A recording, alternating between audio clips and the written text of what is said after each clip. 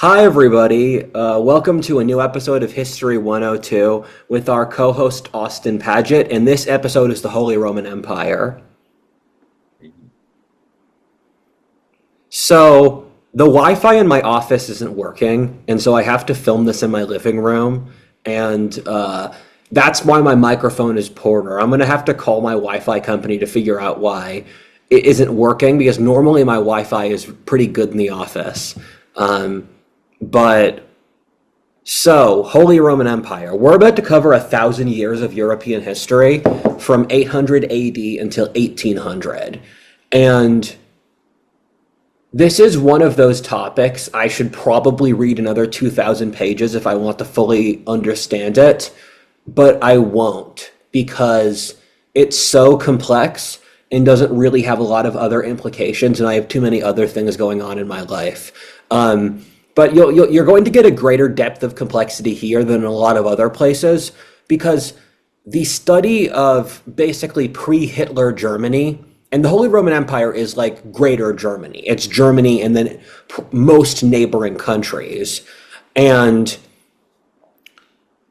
there's practically nothing on pre-Nazi Germany in the English-speaking world. So in the past, when I tried to research this topic, you'll be lucky to find one or two books on it. Interesting. It is a really kind of foundational topic to modern Europe and kind of explains the Germany that you have before they were pressured to nationalize through Napoleon, as we usually speak about. We've seen a profound disconnection from European history since World War II. And if you read books written by educated people in the pre-World Wars world, it was just commonly assumed that every educated person would have a pretty good knowledge of European history, where you'll read like the Jeeves comedy book set in the 30s. They go to a costume party where one of the characters dresses as Edward the Confessor, who was an Anglo-Saxon king. And it was widely assumed that among their friends they would know who Edward the Confessor is. And if you read like high school senior graduation exams from the 1890s, they're expected to know where the city of Odessa in Ukraine is. And European history is so complicated that you kind of have to treat it on its own terms. And our era of history, we kind of have this very warped view of Whig history, where Whig history is the history. And I remember looking at my school textbook when I was in middle school or something, where it had Egypt, Mesopotamia, then you have the Greeks and the Romans, then you have the Magna Carta, then you have the Enlightenment and modern Europe. And that narrative is just a straight line, but it leaves out places that have profound implications on our current society and which dominated their civilizations for 1,000 years, like the Holy Roman Empire. German is the second largest ethnic group in the US. It's a huge part of our population, and not that many people really have any idea of Germany in the medieval era or before that's distinct from anything else. I mean, we don't even know the context in which the fairy tales that we're familiar with came from. Yeah, in the broader schemes of things, Germans are one of by far the closest populations culturally to Americans. Um, they're possibly closer or as close as the French. And as I tried to study this topic, you see that there's been this active attempt to remove the memory that Germany had this highly advanced culture and society before World War II. And I think a lot of that was anti-German resentment that came from the war, where the we all know that Italy and France are places of culture, but Germany has produced as much culture, as much art, as much architecture, philosophy, uh, just all tenets of higher culture, as did those countries, and you would know about it. And people talk about how Dresden or Cologne or Strasbourg were just these masterpieces of cities that were just, you could tell that a lot has happened here. And one of the things that I read a lot about from German authors who lived about a century ago is that the old Germany is not the new Germany. Germany in the 19th century experienced one of the most rapid cultural shifts of any society ever in history. Interesting. So that kind of sets up the World War II changes. What caused that shift? It was the unification of Germany under the Prussian system. And it's recently become a talking point in sort of like lib-right circles about the Prussian school system, which is the modern American school system, where it trains you for skills to be a good factory worker or a good cannon fodder. And that school system was developed because Prussia, which is now in Russia actually, Stalin took that area and ethnically replaced all the Germans there with Russians after World War II. That area was in the middle of the map. So their evolutionary strategy was doubling down on war, government centralization, and standardization. And they unified all of Germany over the course of the 19th century. And then Germany, which was a patchwork of independent states beforehand, they forged it together under conscription because all young German men had to serve in the military. And so that was where they were socialized. And so the social norms that came from the military, and furthermore, the schools and the university system that fed into the military, because German academia, and we forget this, German academia from the 19th century until World War II was super conservative. It was hyper-monarchist, hyper-reactionary. So their entire education and military system indoctrinated the public in these very statist, militaristic social code. And as an example, Hayek said that the West Germans and the North Germans, the Rhinelanders and the area around the North Sea, it was just widely considered in the 19th century that they were closer to the English culturally than the Prussians.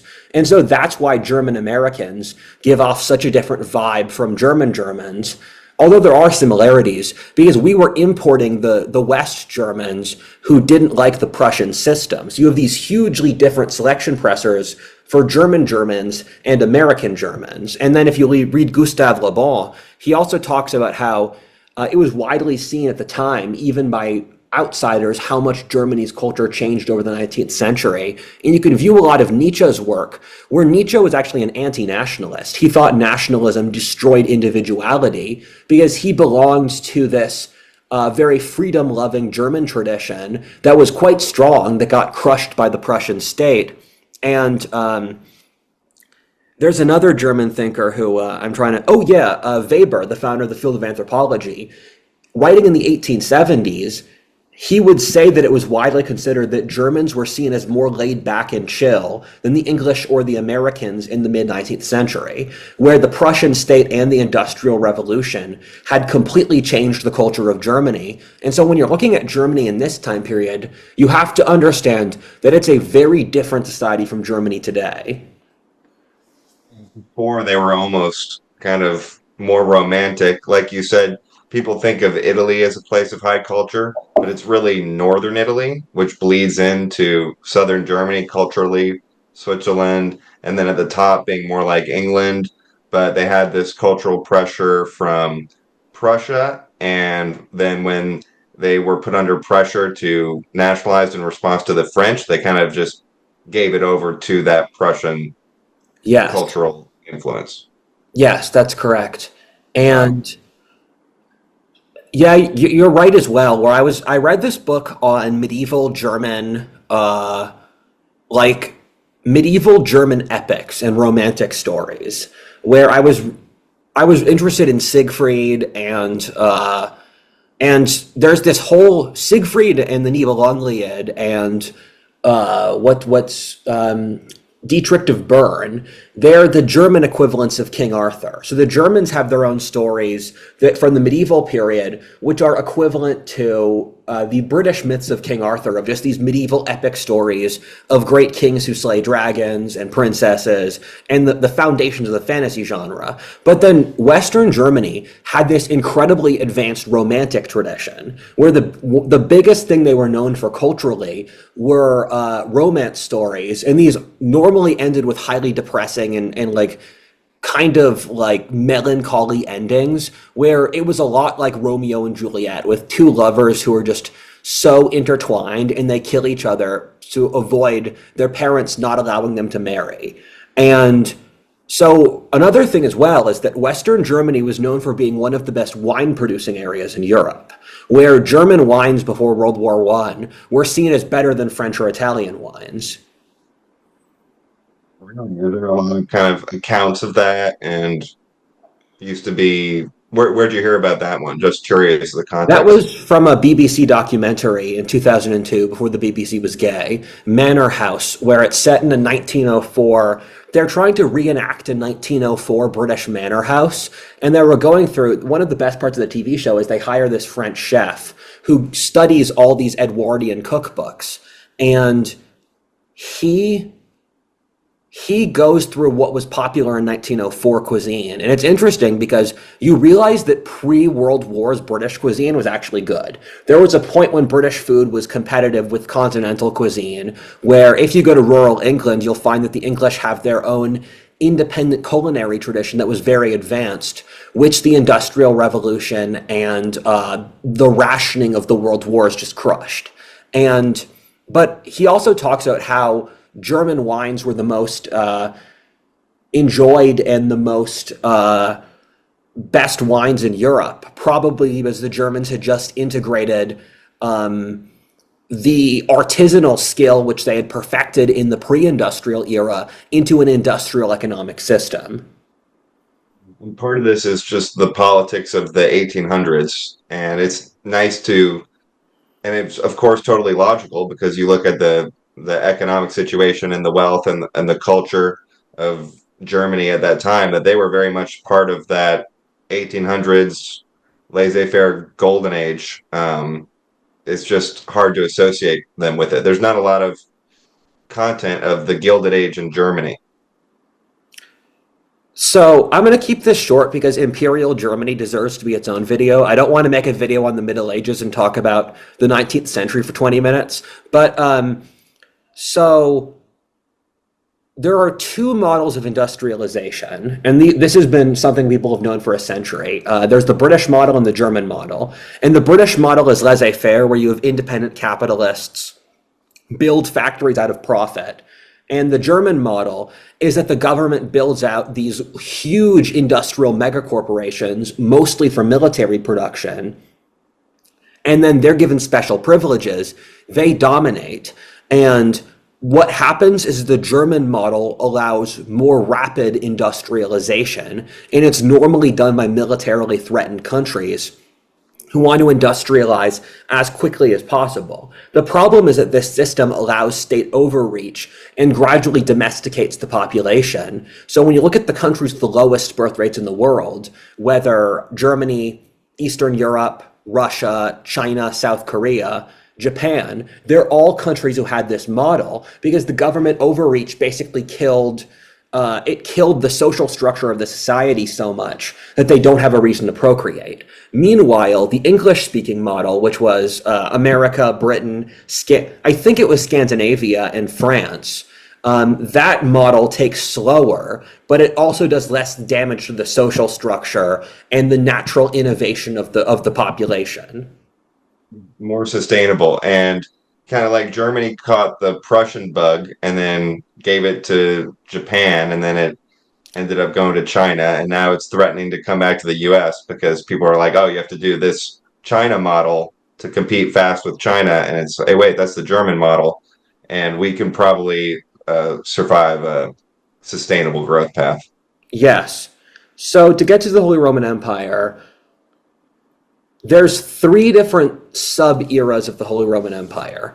The first being the Frankish Empire, the second being the unification, mostly under the Hohenstaufens, and the third being the division. So the first part of the Holy Roman Empire's history was when Charlemagne got crowned Holy Roman Emperor in 800 AD until the Frankish Empire then went through a series of civil wars. The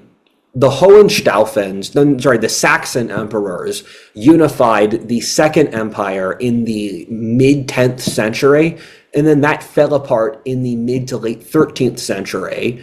And the Third Holy Roman Empire, or the series of squabbling duchies and feudatories, that was from the late 13th until the early 19th century with Napoleon. So the entire trajectory of the Holy Roman Empire is that it was founded on Christmas in 800 AD by Charlemagne, and then it fell apart and was wiped out by Napoleon in the early 19th century. So you're looking at 1,000 years of European history with this singular empire being sort of the spine of Europe. It also took on the legacy of Rome, and they thought, speaking of understanding their history, they thought of themselves very much as being in the context of Rome. So the name very much mattered in that sense. And I think a later emperor ended up trying to govern from Rome, but was always on the trail in Yeah. Germany. Yes. So the Rome bit's difficult for us to understand because we've fundamentally changed mental frames since that era of history. Because keep in mind, people in previous eras did not see the direction history was moving in. They had to look backwards through history to find mental frames with which they could understand the world. And until the French Revolution, until the 19th century, whenever educated people tried to understand how the world worked, they would first route it through the classical civilizations like Greece and Rome or the Bible. Those were the two frames they used to understand the world, and then science gradually caught up and then beat them, and then scientistic ideology beat science. And the whole thing of the legacy of Rome, the best way I would explain it is they just saw Rome as the empire. Rome was the one true great state, and all the states that came after Rome were inferior to it. And this is why every single major European country went to great effort to copy Rome. With the Russians, they call themselves the Third Rome. Byzantium is obviously a successor to Rome. The Turks called themselves the Sultanate of Raum, or the Sultanate of the Roman peoples, because they conquered Byzantium. The Spanish modeled almost every single part of their empire off the Roman precedent. The French did the same thing. The English constantly imitated the Greeks and the Romans. The founders of the early American Republic took enormous influences from the Romans. And the Holy Roman Empire is one of the easier examples of it, because a lot of European states were heavily repetitive of the Romans, but the Holy Roman Empire were the West European state who grabbed the title and said, we will hold the title of being the true descendants of Rome. And it's an interesting story where the parent empire to the Holy Roman Empire was the Frankish Empire. And the Frankish Empire was formed by these barbarians from Western Germany and the Netherlands who conquered the North Plain of France. And the Frankish Empire, based out of Aachen, which sits at the borderland between Belgium, Germany, and France. And Aachen is the Franks were like culturally and linguistically closest to the modern Dutch. And the Frankish Empire reached its apogee under Charlemagne, where they controlled modern France, Catalonia, and Spain, most of Italy except the bottom boot. They controlled Austria, Hungary, all of modern Germany, the Benelux countries, and so the core region of Western Europe was unified under the Frankish Empire. And the Holy Roman Empire started when Charlemagne went down to Italy, where there's this band of territory in central Italy that was called the Papal States. And this was a region that Charlemagne's ancestor, I believe, Pepin, he had set out for the Pope because all of Western Europe in this era was Catholic. And it's hard to overestimate the power the Catholic Church had over the minds and the souls of the Europeans, where Pepin gave the Pope this territory in central Italy because the Lombards, who were a Germanic people originally from Scandinavia, who had populated northern Italy, calling it Lombardy, they kept on harassing the Pope.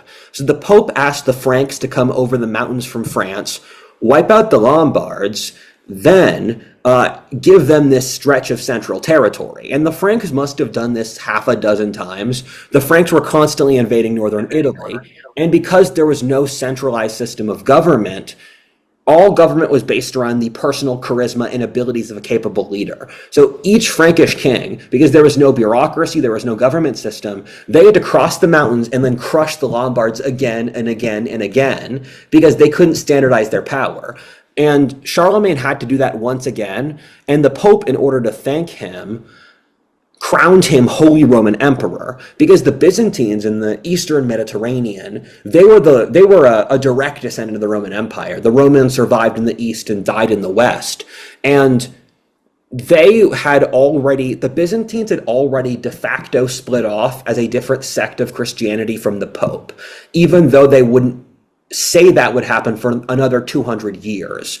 And the Pope, basically to stick it to the Byzantines, because the Byzantines had conquered the papacy and kind of strong-armed the Pope multiple times already in the previous few centuries, named the Franks a new Roman Empire as a counterweight to the Byzantines because he could trust that the Franks would consistently support his interests against the Byzantines. However, the single moment when the Pope put a crown on Charlemagne's head, then set up 300 years of doctrinal and political disputes between the future Holy Roman Emperor and the Pope about whether or not the Pope merely acknowledged the Holy Roman Emperor's legal rights, or if the Pope had the power to choose who the Holy Roman Emperor was. It seems like the reality here is whoever protects Rome is the emperor. And the Byzantine part of it became too far away from Rome politically to protect it from the Lombards. And then when I think the Holy Roman Empire was at its most holy Roman Empire was when they controlled northern Italy, because that's essentially the trade. So for all the papal states, whenever they're under pressure, they have this extra lever that they can offer for protection, which is the symbolic meaning of it. You know the autistic screeching meme? Yes. So when I heard your statement, I could hear centuries of medieval legal theoreticians autistically screeching. Yeah, I've cut through that one a bit too much to respect the academic discourse, probably. Um, and so Charlemagne's empire collapsed pretty soon after his death for the reason I described before, where it just required too much capability as leaders. And after the first few generations, after the Carolingian monarchs became military dictators, they just lost the collective will to maintain their empire. And so the Frankish Empire, because there was a tradition of dividing lands between sons, it got consistently split into three states. West Francia, which became France, Frankland, Francais, then Lotharingia, which was this sort of Frankenstein country that existed in the borderlands between France and Germany, with the Low Countries and the Alsace and Franche-Comté, southeast of France, and then most of Italy. Lotharingia got wiped out pretty quickly because it had no coherent ethnicity. It had no coherent just anything, no geography, national identity. when you name your country off after one of the sons, Lothar, it's not a real country. And then East Francia, which became Germany. And this was during the Dark Ages when Europe was socially and economically recovering from the fall of Rome. And there's this whole debate at the Dark Ages I'm not going to get into. Life was better for a lot of the average people, but the civilizational level had vastly degraded on almost every conceivable metric since Rome. And Germany was even more so, where when you look at maps of the places the Vikings raided, I was always curious why the Vikings raided nearly every place around them except Germany and Poland. The Vikings attacked the British Isles, France, Spain, Russia, whatever. And the reasoning from that is that Germany and Poland were still frontiers. There was nothing the Vikings wanted to steal.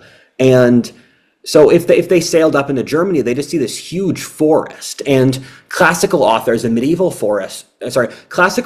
authors were always just struck by the scale of the German forest. So Germany in the beginning was a mostly empty country populated by tribes that had a sort of vague sense of ethnic unity, but the German nationality had not yet existed, where you had people like the Saxons or the Alemanni or the Franconians or the Franks, or Austria the old term for Austria was East Frontier, because Austria was the frontier against the Hungarian nomads. And so Germany was a largely unformed country at this point.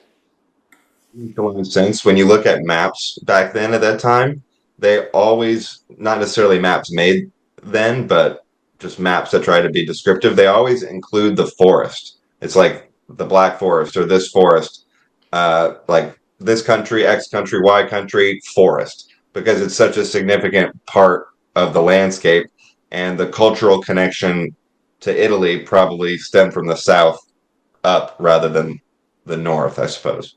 Yes. I'm very fond of the Warhammer fantasy universe. I think it's actually my favorite fantasy universe ever. And the reason for that is that the Warhammer fantasy universe, it's a fantasy universe. It's like an alternate history of our world set in a board game universe.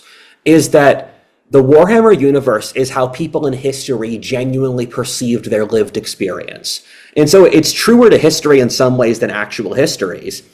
Because when we try to understand the past, we project a lot of our nihilism onto them. Well, in the Warhammer universe, and one of the details I love is that the authors who made it were, I think they had like advanced degrees in history, the guys who initially made the Warhammer universe. They picked Germany as the focal point of it, where the Holy Roman Empire is the main human civilization, not like a surrogate version of England, which is true for most fantasy novels. And they also fill it with this huge forest populated by monsters like minotaurs or hydras and centaurs and all that cool stuff. And the thing with the Warhammer universe is that it's this constant battle between different gods, and there are different priest classes which pull magic from different gods in different ways, and you have different civilizations. And the further you get away from Europe, the more odd things are. The more you see monsters in enormous jungles and peoples so strange you can't understand them. And that's a pretty honest depiction of how people in the medieval world perceived the world itself. And I think there's something that's quite beautiful about that.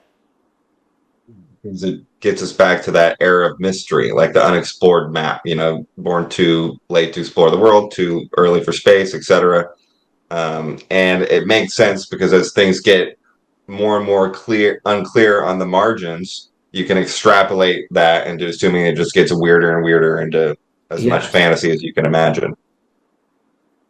The Peters the Peter Zeihan types like to talk about Germany being heavily handicapped by their geography because Germany has a geography which can dispose it towards disunity, where you have the Rhineland in the west, which is the river that flows from Switzerland through Germany down to the Netherlands, and then you have East Germany, which is centered around Prussia, which has since been taken over and populated with non-Germans.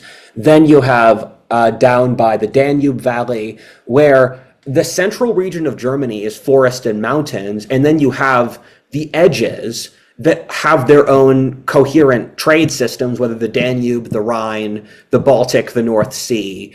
And they say that that predisposes the region to disunity. But the thing with a lot of the geographic determinist school of history, that geography determines history, is what they're basically doing is completely removing human agency. And I could talk about this more, but you look at history where Germany's unification had been predicated by the cultural actions of the humans involved, where yes, Germany does have a there is a there is a geographic argument that could lead to having it being disunited. But look at America. America has a geography so much more predisposed towards disunity, and yet we're a unified country due to the historic circumstance.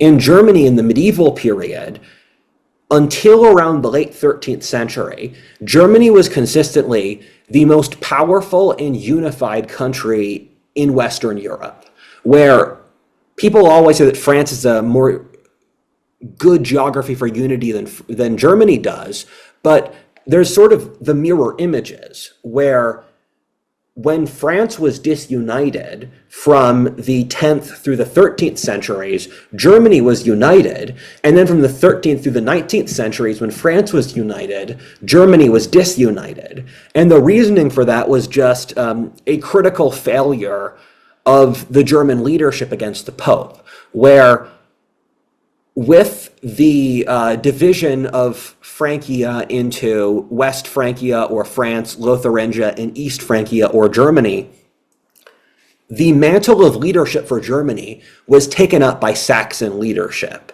where the Saxons, who are the same ethnicity as the Anglo-Saxons or the predominant population of England, they were conquered by the Franks in the early 9th century. They were one of the last people conquered by the Frankish Empire, and they were the last pagans in Germany, where Charlemagne had to kill the great tree that was the great tree. They had to cut down the great oak tree that was part of their culture. And there was this massacre of the local pagans, about 4,000 of them, by the Christian authorities, the Bloody Day of Verdun. And because the Saxons were domesticated last by the Frankish government, they were the wildest and basically the most untamed of the German peoples. And in the 10th century, which was this real low point in European history, where there's a book called The Birth of Europe by Paul Collins, and it's about how Western civilization faced all of these horrible attacks from the Vikings in the north, the Arabs in the Mediterranean, and then the Hungarians in the east. For Germany, the Hungarians were the greatest threats, where Charlemagne had wiped out the powerful Avar Confederacy, who had had this series of forts called the Ring. The Ring was this huge, one of the greatest fort installations in Europe and Hungary. Charlemagne wiped it out, destroyed the Avar Confederacy, who were another nomad people who had gone decadent, because Hungary is a mini grassland inside Europe's forest climate, which is why nomads settle there. And the destruction of the Avar Confederacy had meant that the Magyars, or the Hungarians who were coming out of the Urals and Siberia, smashed into the region. The Hungarians are one of the few non-Aryan cultures in Europe where they have a Finnish language, which is completely unrelated to any of the neighboring ones. And the Hungarians destroyed a lot of Central Europe, where they reached as far as South France and Spain. And the Saxons were able to defeat them at the Battle of Lechfeld.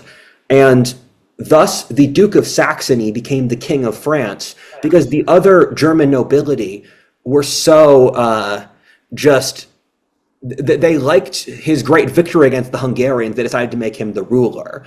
Then the Saxon king invaded northern Italy and conquered Lotharingia, where because France was a failed state in this time period, the Germans could just gobble up all of Lotharingia, which is why a significant part, I guess a third of modern France, was part of the Holy Roman Empire.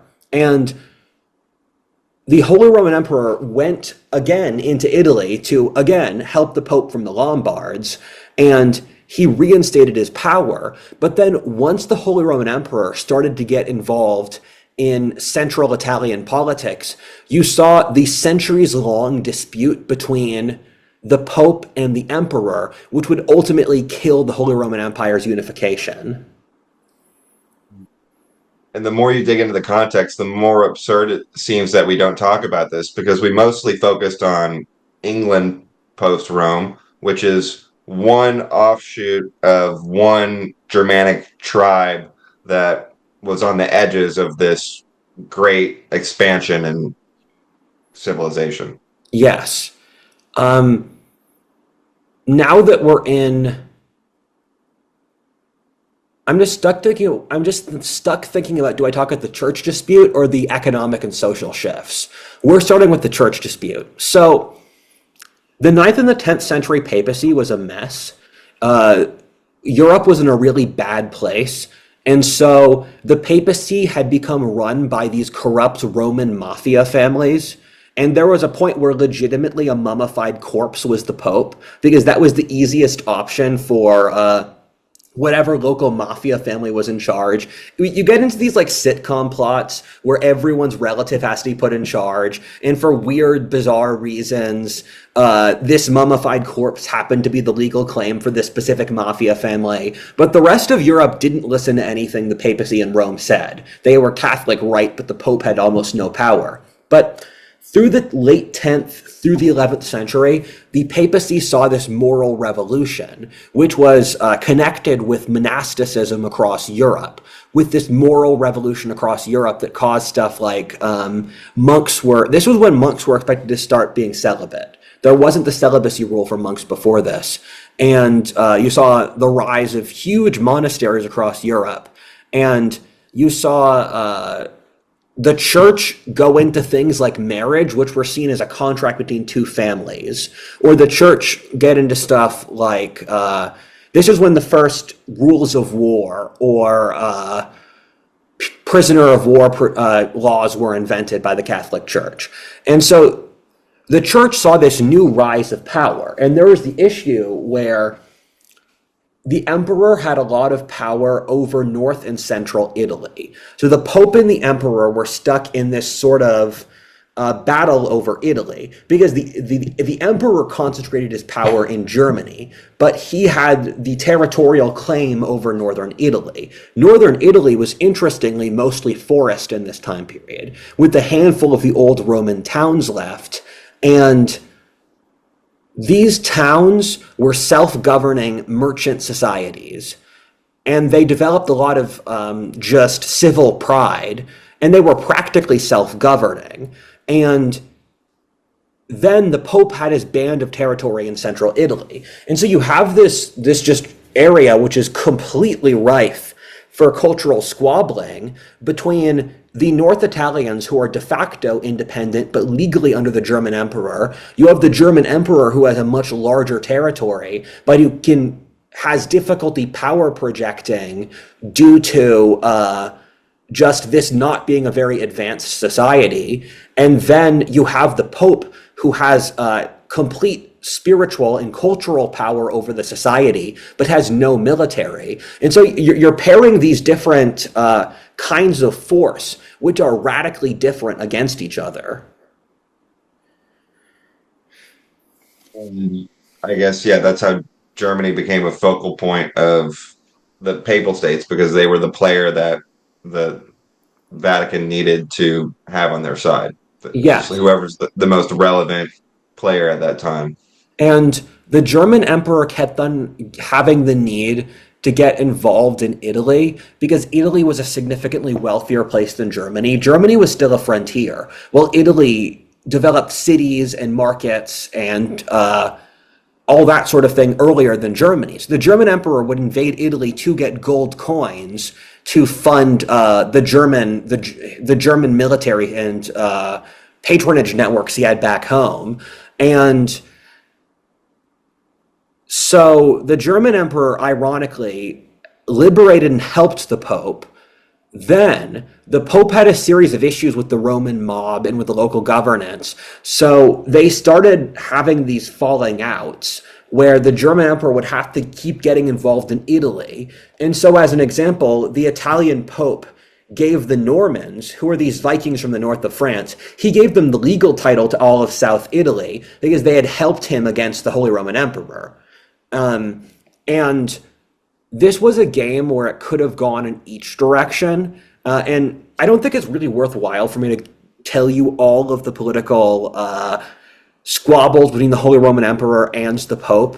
They were concentrated most so in the 11th century. And there's a famous story called Going to Canossa, where this was the general binary in the struggle between the Holy Roman Emperor and the Pope, where the Holy Roman Emperor's great advantage was that he had a territory probably over 20 times the size of the Pope.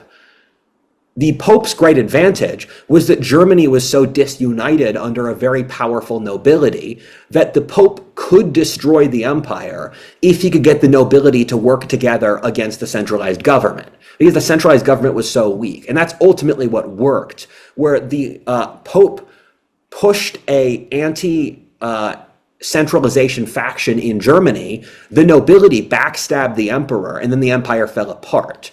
However, the Pope could also pull from the North Italian city-states that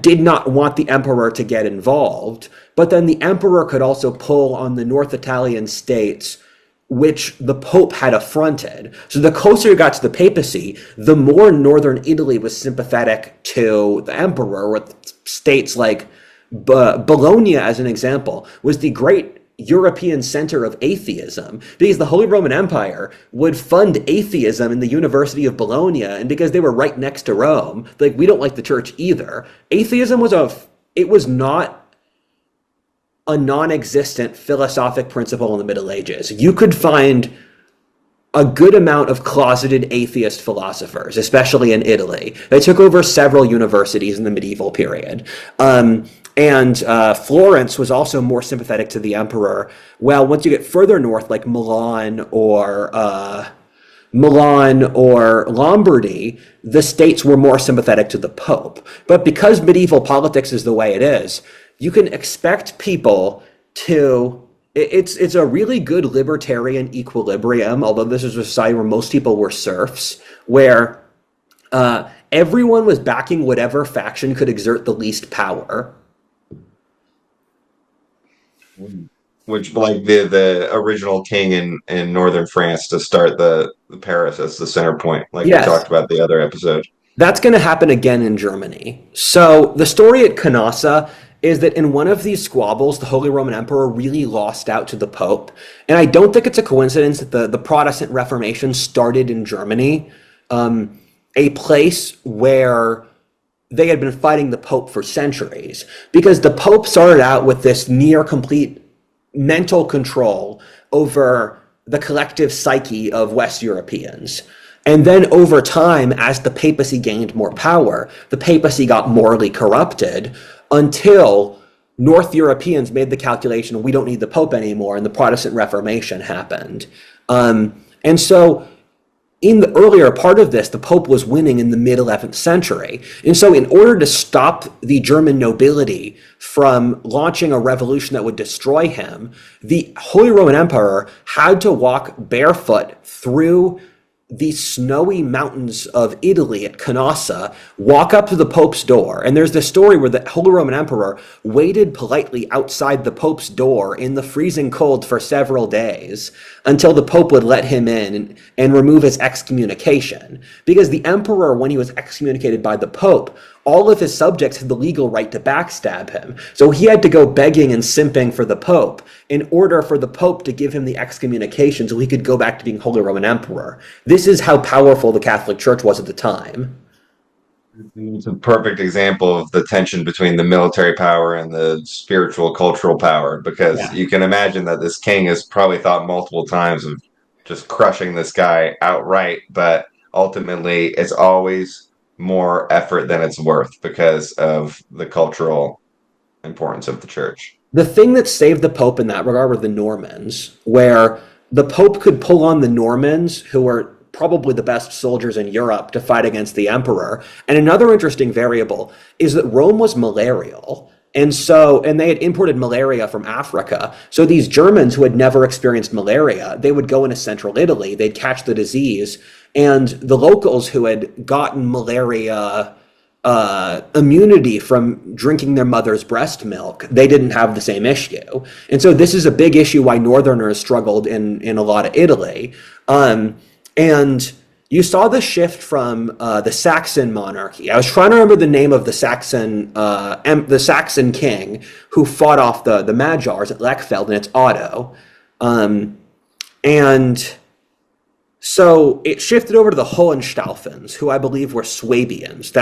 I'm like 7% German ancestry. My ancestry is from Swabia, which is where your German ancestry is from, and it's the largest origin of German American ancestry. The reasoning for that is that Swabia lost three-quarters of its population in the 30 Years' War in the 17th century because it was this island of Protestants surrounded by Catholics. And so the second they could, the Swabians mass migrated to America to get away from being surrounded by Catholics. But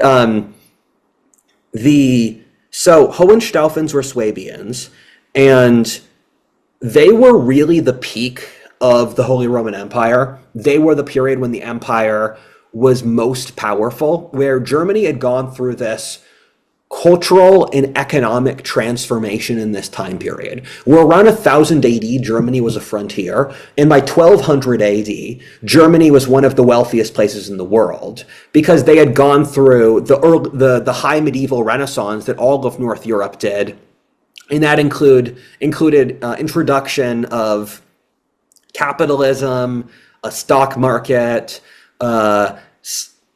logic, studying the ancient Greek thinkers, rise in literacy, the rise of a new plow, mechanics like the wheel, or the mechanics like what's the windmill, and like moving like the trebuchet. It was just this profound revolution in technology and society and economy from 1000 until 1300, where Europe's population more than I think it either doubled or tripled.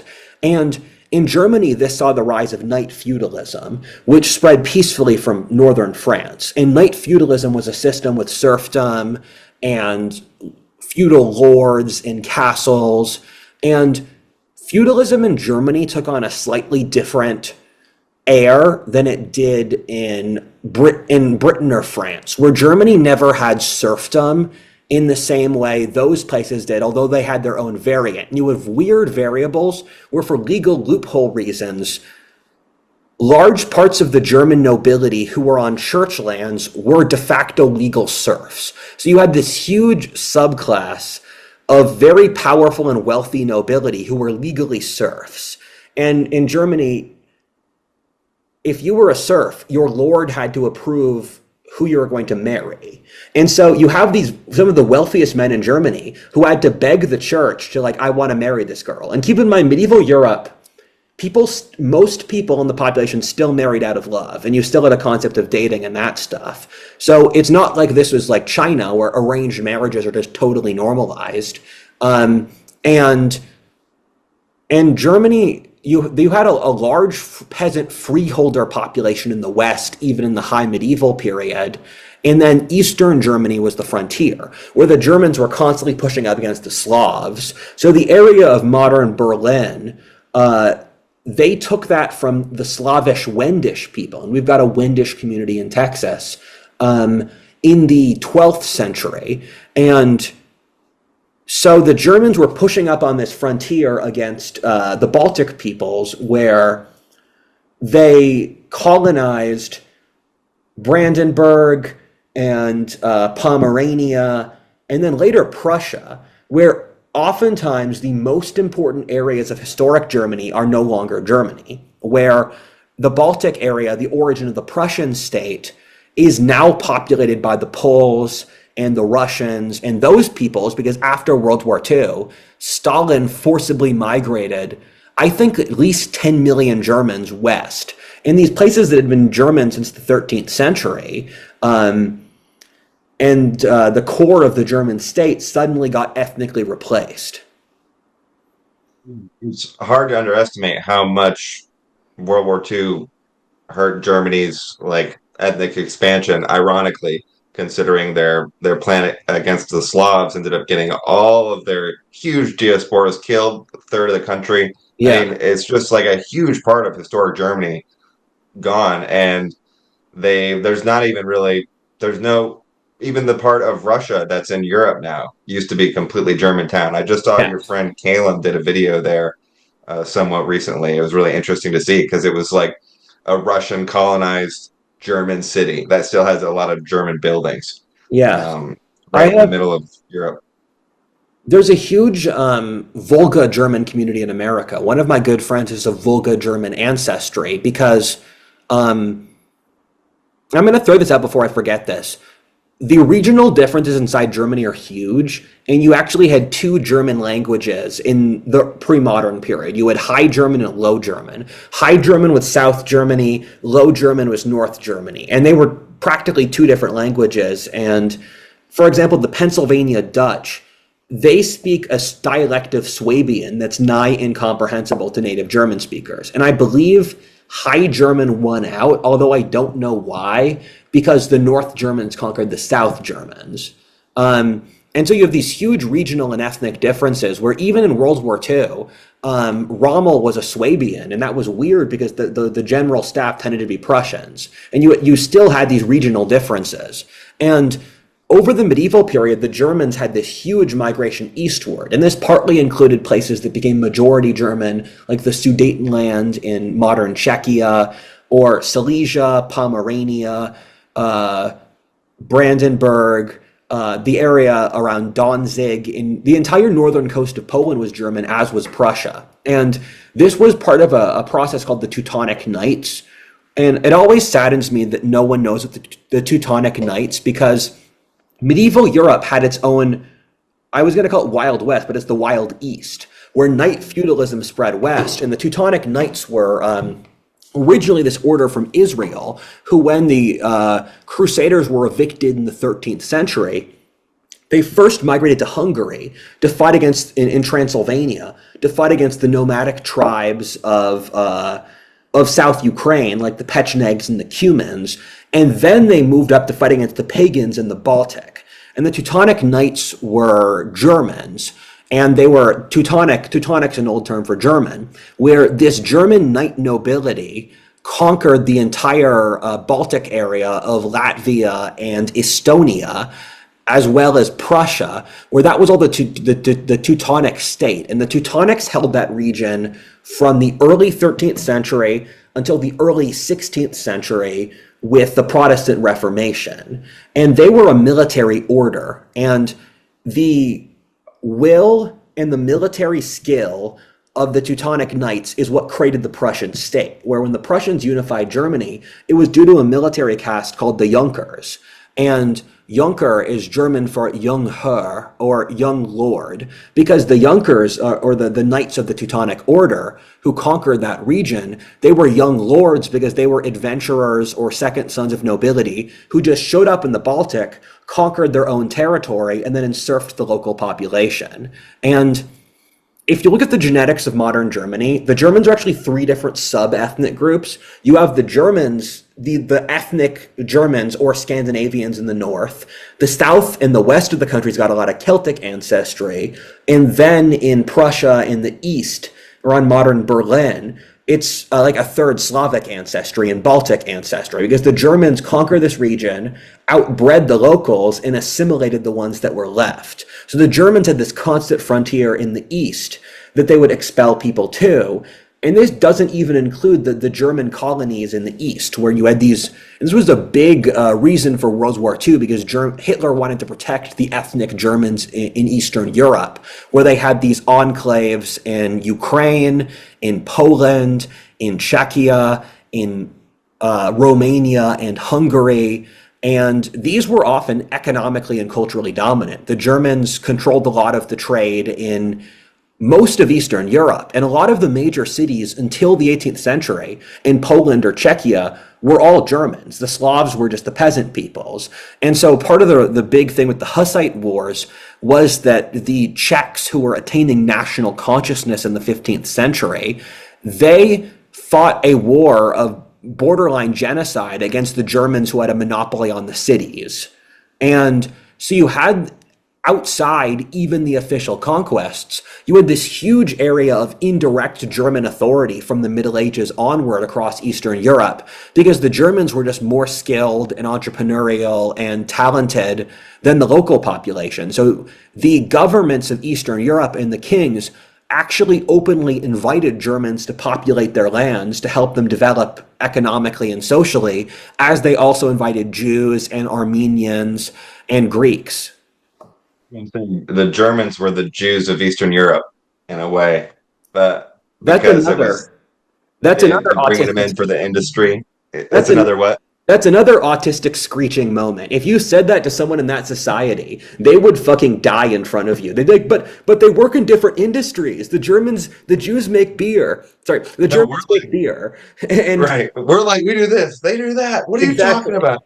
Well, Yeah. another good example is China, right? China and Southeast Asia, because they have the merchant Yeah. class and a certain level of genetic representation that was fairly equivalent to Germany and East Europe.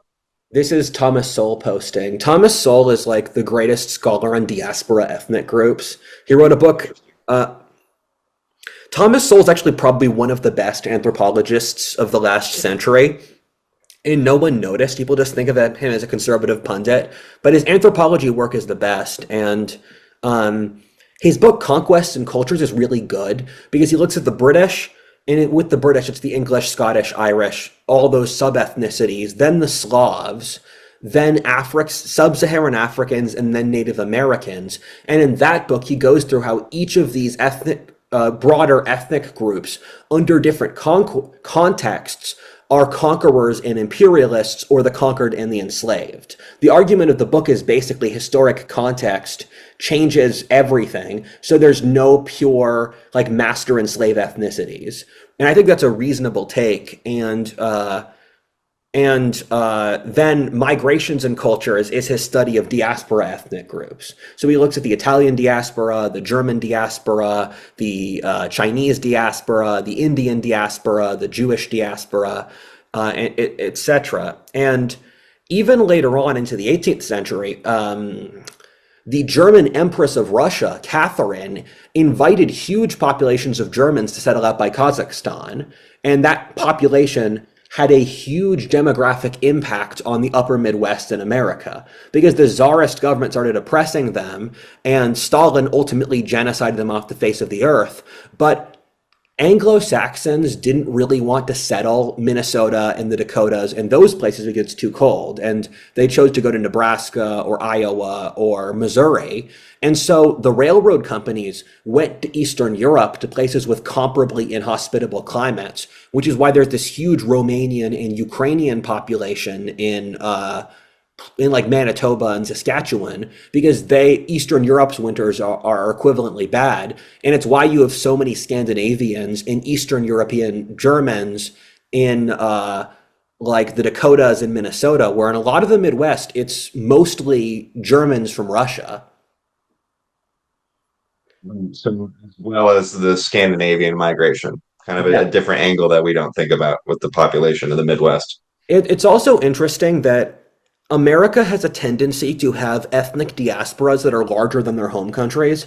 That's true for every subpopulation in the British Isles. It's true for, especially so for Celtic populations, where it's normal that North America has 6 to 7 times as much basically Celtic DNA as the home countries do. And it's true for Scandinavia. It's just people don't realize it, where um, there's enough Scandinavian ancestry to be competitive with the old countries. It's just that they have like 5 million people. And so it's not numbers people really think about.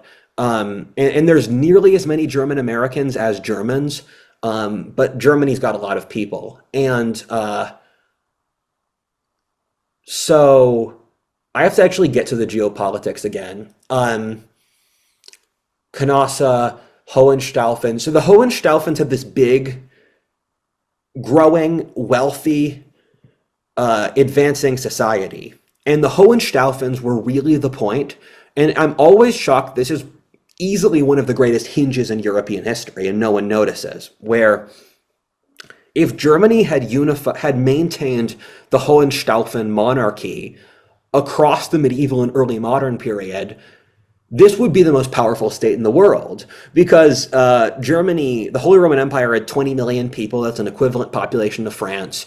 And the Germans are just killers. I mean that in a positive, not a negative sense. The Germans are just incredibly advanced in a variety of fields, and they would have taken on a healthier cultural development than under Prussia. And you could imagine, I had made an alternate history about this when I was a teenager, that if Germany had kept their early medieval empire, they could have huge colonies, which was the huge point of resentment for the Nazis and that generation of German thinkers and statesmen, that Germany, because it was disunified over the late medieval and early modern period, that they had never gone in the colonial binge that Britain, France, Netherlands, Spain, Portugal, Russia, even Belgium did. Germany just got a few crappy colonies, and so history would have been totally different, and you would have completely seen a different dynamic where Germany was the chessboard of Europe because it was surrounded by all these unified states. Instead, Germany would be projecting power outwards, and there were several victories that stopped Germany from winning. And I've read several books by German historians on the papal Holy Roman Empire dispute in this era, and I'm not really a good historian at memorizing highly complex political negotiations between the French Revolution or the Wars of the Roses or like Italian Renaissance politics. I just see the historic trajectory. People die. Historic trajectory shifts, and so assume that there's all of these multi-century political negotiations between the Pope and the Emperor and the North Germans and the German nobility. And across all of this, there's the sort of equilibrium where both sides can win. And there's two battles that really did not help the Germans, one of which was the Battle of Legnano, where Frederick Barbarossa, who is a great man, we'll talk about him more, he invaded northern Italy, where the Lombard Confederacy built out these militias of spearmen, and the spear militias slaughtered the German knights. And this is the late 12th century, and this is a real historic turning point where it's the long death of night warfare. And it's interesting that night warfare hadn't really reached its peak in the late 12th century, which is normally the case. Cultural forms tend to reach their peak after they're already declining. And so it's like two charts where Legnano with these Italian spearmen, it's the start of both mass warfare and democracy, because these North Italian states were frequently merchant democracies. Venice, Milan, and over time they devolved into being military dictatorships as they got wealthier. But you have this republican sense of we are banding together like the ancient Greek city-states against the Germans. And so this is why northern Italy was the wealthiest place in Europe for the medieval period. It's why the Renaissance started there. And they fought off the emperor, which gave northern Italy de facto independence from Germany, which cut Germany off from that wealth and that road to the papacy. So the Battle of Legnano was a huge historic turning point.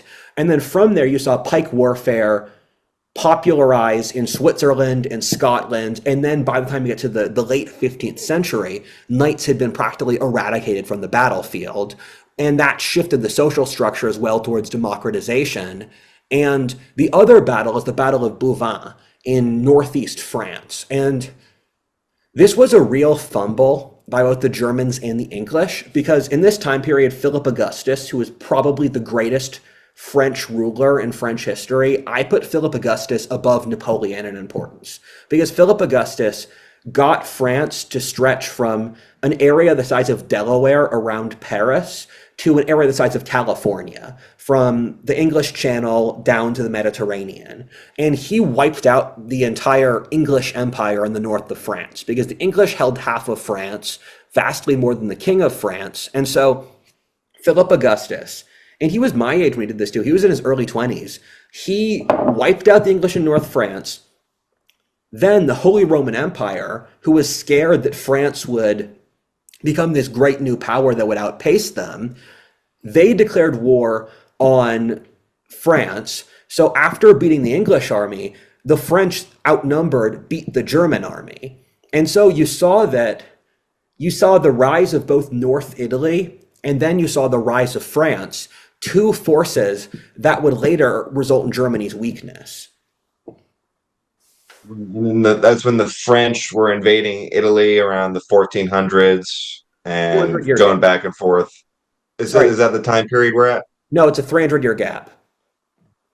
Where are we right now? What We're year? in like 1170 to 1200. So this is just the beginning of that unfolding Yeah. dynamic. Welcome to And the. it is 1200 basically where also the spread of common law started throughout Germany, because you have all these kind of individual merchant towns, and they Yeah. got into like Roman legal code and they developed their own practices, and they kind of spread, and that was kind of the basis of the arguments around tort law versus top down law. Very good catch. I wanted to cover that. Yes. The Holy Roman Empire was actually a very free society, and the Holy Roman Empire was seen as a paragon of freedom across Europe, because it had a division of powers in the different sub-regions. It was actually an elected monarchy where you had, I think, like half a dozen electors. In every generation, they would elect the emperor. They happened to elect the same dynasties, but then Germany was awash in independent city-states with their own contracts, their own understandings, and independence. So you'll hear about serfdom, but because Germany was so politically disunited, and much like France, Germany overreacted to their earlier disunity by becoming too unified. And if your lord, if your lord was too oppressive to you, you could just flee to a neighboring lord. And there was a term in Germany at the time and across Europe: city air is free, because the cities started developing and they were self-governing, and the lords would give away. The lords were not particularly forward-thinking. They would happily trade away the rights to these towns that grew to become some of the wealthiest places in the world for extra money to party or go on crusade or that stuff or war. Trying to start a free city in Africa. It's like, hey, no, you're not using this island. Let's Yeah, make a Singapore next to your country. Like you can make that pitch. exactly. And it was an archetype in medieval life that the nobility grew indebted to the merchant class. So even in the 13th and the 14th centuries, when the nobility still had political and social power, they were financially dependent upon the merchant class, who were not Jews. They were Gentiles. I want to point this out. And the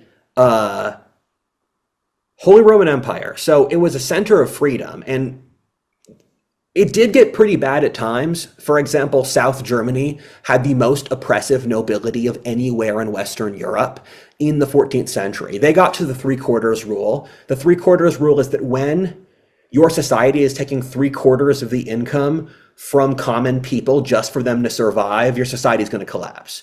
We have hit the three-quarters rule. The three-quarters rule is like when rent and taxes and that stuff take a majority of a poor person's income, and then society falls apart. And But the Holy Roman Empire, because there was so much diversity, it allowed genuine political and social experimentation, with an example being the Hanseatic League, where the Hanseatic League, and my mom was obsessed with them for some reason, they were this alliance of North German merchant states, and they went to down the Rhine, and they started around the Baltic and the North Sea, but the Hansa controlled the northern seas in the 12th 13th and 14th centuries. And they would frequently go toe to toe with England, and the Germans controlled England's trade until the English got a heads up in the 13th to the 14th centuries. They shepherded a lot of the trade around the Flemish seaports, and Flanders nearly had an industrial revolution in the medieval period. They were super advanced. And then the Baltic trade too, where the Hanseatic League was this hyper powerful merchant coalition, and they fell and went into decadence for comparable reasons to a lot of the medieval institutions, where the guilds and the Hansa became this hyper whatchamacallit again. They became this hereditary, uncompetitive caste. And so the Hansa had a big battle with Denmark. Denmark was their big rival because Denmark controlled the Sund, where the Baltic lets out into the North Sea. And they finally beat Denmark, and half of Denmark became populated by German nobility as the Danish monarchy became basically completely incompetent for a century. And then they unified again under the Kalmar Union of all Scandinavia. But then once they defeated Denmark, they kind of went decadent, and then you started seeing non-Germans be able to outcompete the Hansa, and then you shifted from guilds to genuine capitalism. Year is that around? So Eventually, yeah. the Yeah. problem with the Holy Roman Empire is you have so many different things going on, it's hard to say. So in a lot of Germany, they were throttled by guilds until the French Revolution, where the guilds just completely control the economy. And then other parts of Germany saw significantly more social changes in capitalism, where West Europe developed a fully capitalist economy around the time of the Black Death with the end of serfdom. And when you read European history, you'll hear about things like church structures or guilds or nobilities. But if you add all of these things up, they all exist within a capitalist social frame. So we tend to focus on the exceptions, while Europe as a society was animated by capitalism significantly more than today, which is because today we pretend to be capitalist. So you have the huge managerial system. For them, they had various other institutions, but then the underlying social structure was significantly more capitalist than even today. With words, it's really hard to put Yeah. a picture on it because there you get waves of the same thing happening to different degrees, and it's fun to picture. Like you have these pop up of the merchant towns and then the city states, and they are able to kind of leverage themselves and grow, and then they're part of the landscape, and then they get pushed back on, and then those guys want to protect their wealth. So the guild stuff really annoys me because it's like internal protectionism. Yeah. Like if you're going to do external protectionism, at least you're competing with other countries. But the internal protectionism is just parasiting your own Yeah. society. Like, Um, mhm. as an example, in my readings of the 17th century, a lot of the German Rhineland actually increased the constrictiveness of guilds as a side effect of the 30 Years' War. What then happened is that the capitalist revolution of that time period forced the later generations to adapt. So you have all these different pressures going on at once, and that's why I said I would need to read another 2,000 pages to master the topic. But if I did, the narrative would be even more confusing for you guys. So Frederick Barbarossa, he was a great man. He kept the empire together. He fought against the Pope. I think he made the Pope deal with him on his terms. Um, and he installed price controls, actually, to continue with the theme of misguided economic decisions. There's an Age of Empires 2 campaign about him, and he was called Barbarossa Redbeard. And he was one of the German emperors who spent a lot of his career campaigning in Italy, which is why he had the Italian name. And he decided to go on crusade at the end of his life. And he died in Turkey on the way to the crusade. And it's widely considered by historians of the Crusades that if Barbarossa had made it down there, that Richard Lionheart would have beaten Saladin, because the Third Crusade was the Crusade of the Kings, unlike the earlier Crusades, were due to the unification of European countries, rather than just dukes and counts. It was the King of England, King of France, King of Germany. And after Barbarossa, there was a period where the Germans could have beat the Pope, and Frederick II is a very interesting character, because after 1193, I believe, the Germans inherited the throne of Sicily. And Sicily was a Norman kingdom in the central Mediterranean of southern Italy and the island of Sicily, one of the wealthiest places in the world. And so the Germans had northern Italy, in fact, although they had actually gotten independence, and they had a few dots like Bologna or Florence that were sympathetic to them. Then you had the Germans had a very strong control over Sicily, and then they had Germany as well, with the Pope in abandoned central Italy. So this put the Pope in a very dangerous place, and that put the Pope in a very aggressive mood. And Frederick II, the Holy Roman Emperor, he grew up and was mostly culturally Italian. And he was quite scandalous, where there were rumors that he had a harem of women. There were rumors that he had converted to Islam. There were rumors he loved to associate with Arabs and Jews and those peoples. He was also a philosopher, where he was well read in the Greek texts. He was widely considered to be a Renaissance man and just a cultured figure.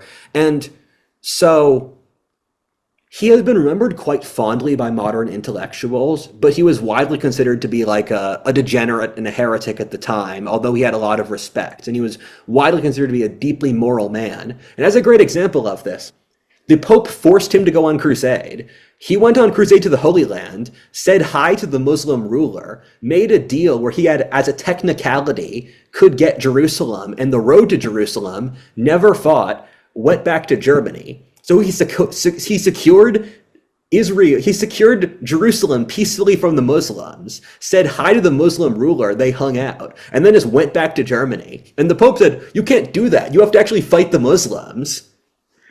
It's exactly like what Trump just did in the Middle East. He was like, all right, couple bombs here, couple bombs here. You guys good? Yeah. Let's get the rich interests involved to develop Palestine, and then Yeah. that'll put a check on Hamas and Israel. We'll make a little deal, works out for everybody. Uh, and there we go, I always the wondered Middle East. why South Italy went from becoming probably the wealthiest part of Italy to being the poorest part of Italy, because you can look at anthropological maps of Italy, and in the same way that in America the South will perform the worst on any HDI stat, in Italy their South will perform the worst, and it's often by a huge margin.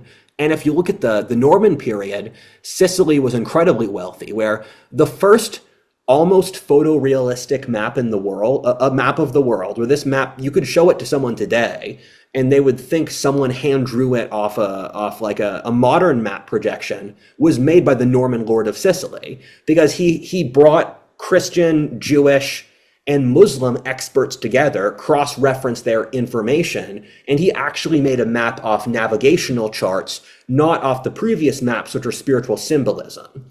And so in the 12th century, you had the ability to make these photorealistic maps. And that came out of Sicily, because Sicily was an engine of everything, and it was seen as this tolerant, free-thinking society.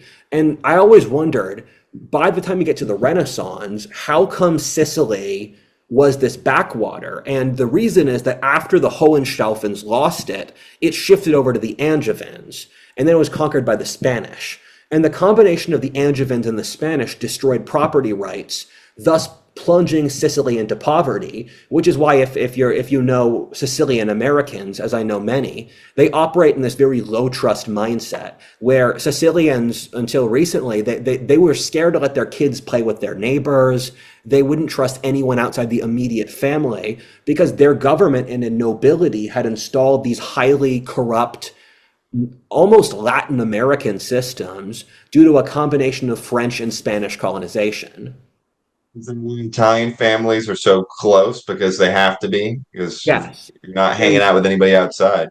so the reason Italians operate in luxury fields is that the Italians are very intelligent and skilled, but they don't have higher degrees of social trust. Northern Italy built up more social trust due to a combination of the German invasions and the town culture. But the thing with luxury production is that it works well with family systems because if you can trust your neighbors and your family and people in your town, you can make an artisanal bag operating off the level of skill. It's hard to build a factory because you can't trust the government, you can't trust the broader country, and so that's why Italians thrive through luxury production, while the Germans and North Europeans, who have a higher degree of social trust across the entire nation, win on an industrial scale.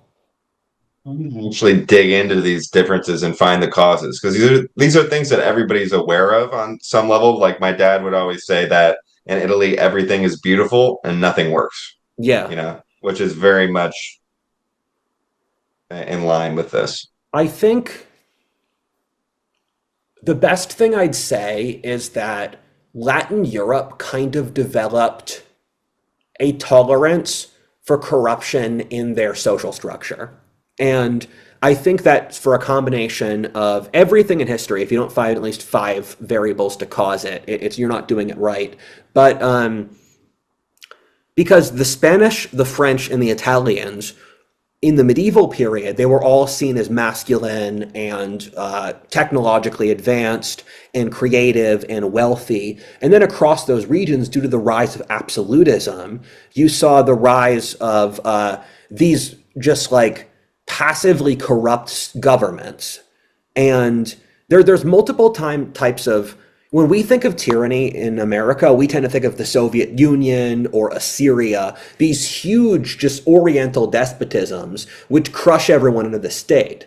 But you also have just Latin American tyranny, which is a small elite hoards everything for themselves.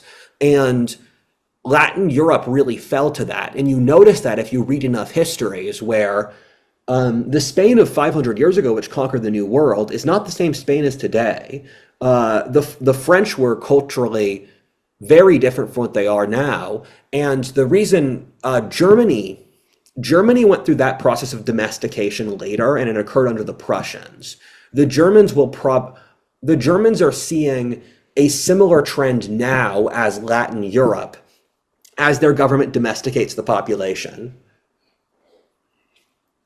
They're seeing a similar trend now as Latin Europe did in the year 1400 or Yes, yes. And I always wondered why Italy declined because in the Renaissance, and I read a lot of different books to figure this out because it bugged me. Why did Italy go into decline? Where in the 18th century, Italy was a total backwater. In the 15th century, it was the wealthiest and most technologically and culturally advanced place in the world. And I read several books which did not give me the answer. And then Will Durant just said it in a paragraph. Will Durant said it was the Spanish takeover in the 16th century because under the local governance, they had all these good social structures. And then as a side effect of the Italian wars around the year 1500, all of Italy became a de facto colony or puppet state of the Spanish Empire. So you started seeing all of these trajectories, which you would also see develop in Latin America. so they not only were pinned in the Mediterranean, Yeah, but they became culturally there was a cultural leak. Yeah, yes. and not a good one. So what's the one dominating Germany today, causing them to become more pacified as a population? Is I guess the progressive U.S. EU influence, English influence. Germany is more on the Oriental despotism side of things than they are on like the Mediterranean despotism side of things. If we want to make three despotisms, individualist despotism is wokeness. Latin despotism is like anarchy. It's like the despotism of anarchy. And then Oriental despotism is the despotism of like the all-powerful state stepping on your neck. And Mediterranean Europe drifted towards just low trust behavior as their issue. And in Germany, it's the all consuming state, where I was reading Gustave Le Bon, and he speaks about this shift in the German character, where they had bottled up all of this cultural tension from the 1,000 years of highly disunified governance, and they built up all of this social capital. They spent it with a unified government system in the world wars to nearly conquer all of Europe. The Prussians unified Germany through a purely authoritarian, militaristic social structure. Then, said educational and social system became too mechanized, removing the genuine humanity and creativity, which is why, if you look at the chart of Nobel Peace Prize winners, at the start of the 20th century, it's plurality Germans, and now it's almost all Americans. Because as a side effect of the world wars, and this is another theme Gustave Le Bon speaks to, Europe installed big government due to the world wars and socialism. America did to a lesser degree because we were less militarily threatened. That gave us about an extra century, but we're going to have a social and political revolution to stop the same implications from destroying us. In the same way, Rome was destroyed by the same rot as Greece, but it took Rome longer. And so when you're looking at the issues in Germany, there's a special German flair to them, where German decadence is it's a very well-oiled machine pushing to suicide. And for the British, it's this very nanny state tyranny like Canada. So they basically already had an uphill battle to reinstate a high trust society Yes. as a mechanism for escaping Oriental despotism, and that high bar has just been thrown through the roof even higher by their Muslim immigration situation, Yes, agree. because that obviously further breaks down Um, unity. the memer Kunli Drupka has this really funny meme of how to like the Germans are always ideology maxing, and so he has how can the Germans autistically push each ideology to its natural culmination, and they've done that with monarchism, with the Holy Roman Empire. They did it with uh, like the Prussian model, which is kind of Nietzschean. They did so with fascism, with communism, where the most vociferous communists in the world were the Stasi of East Germany. They had the most active. They had the most active secret police network of anyone in the world. When they opened up the East German police's files, people were horrified that, like, I think like a third of the population had a file on them. Is that the Germans have this tendency, and I was speaking to a friend who told me, Rudyard, you think philosophically in a very English Anglo-Saxon way because you operate with principles, then you feed the world through your principles. He said Germans try to develop, and then the Anglo-Saxon mind has principles and they try to feed the principles through common sense. The Anglo-Saxons put common sense as their top principle, which is why for the American Constitution, the assumption is that everyone's a self-interested actor. The French try to put reason as their top principle, but their reason isn't, they're not actually fact-checking if their assumptions are correct, which is why they get to the French Revolution and socialism. And then the Germans put fraternity as their dominant virtue. This is an idea one of my friends had, that French Revolution, égalité, liberté, fraternité. Égalité, France, the Latins, liberté, the Anglo-Saxons, and fraternité, the Germans. And that the reasoning for that is because Germany became divided. They had this yearning for unification that was very strong. And the way they unified the group is through these abstract philosophic standards removed from reality, because the German mind is highly organized through hierarchical structures. Anglo-Saxons can exist outside social structures more easily than Germans can. And the Germans used to have a stronger tendency against this, and those people moved outside Germany. And the German mind, due to the militarization of the Prussians, is highly hierarchical. So the top of the hierarchy has to be some abstract, unreachable concept like Hegel's one nation or the Nietzschean will to power or those things in order to unify the hierarchical social structure. And so one of the things my father would tell me is he said, it's very rare outside America to have the attitude that you just do something because you want to. Where Americans are like, I want to start a lumber company, I'm going to move to Michigan, just going to start cutting down trees. In Germany or Just do France, things. yeah, in Germany or France, your social superior is supposed to tell you to do that. And these are societies that are ostensibly incredibly close to the Anglo-Saxons.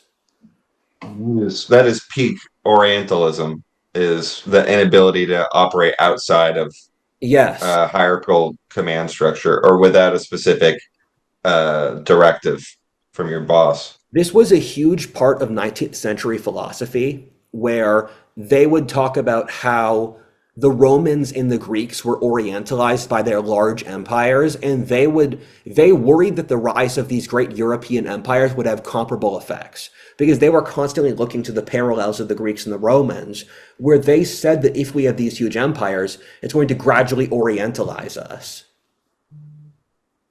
They were right, but Europe in general's shown, at least parts of Europe have demonstrated a fairly good ability to resist that, which is Yeah. just like the difficulty of managing decentralization while maintaining unity, right? Which Yes. is kind of like vaguely federalism or subsidiarity, or even more organically Christian medieval Europe, which Yeah. was decentralized but unified broadly on a value structure. And so, why did the Germans have a hard time with not falling into the false dichotomy of decentralization and So unity?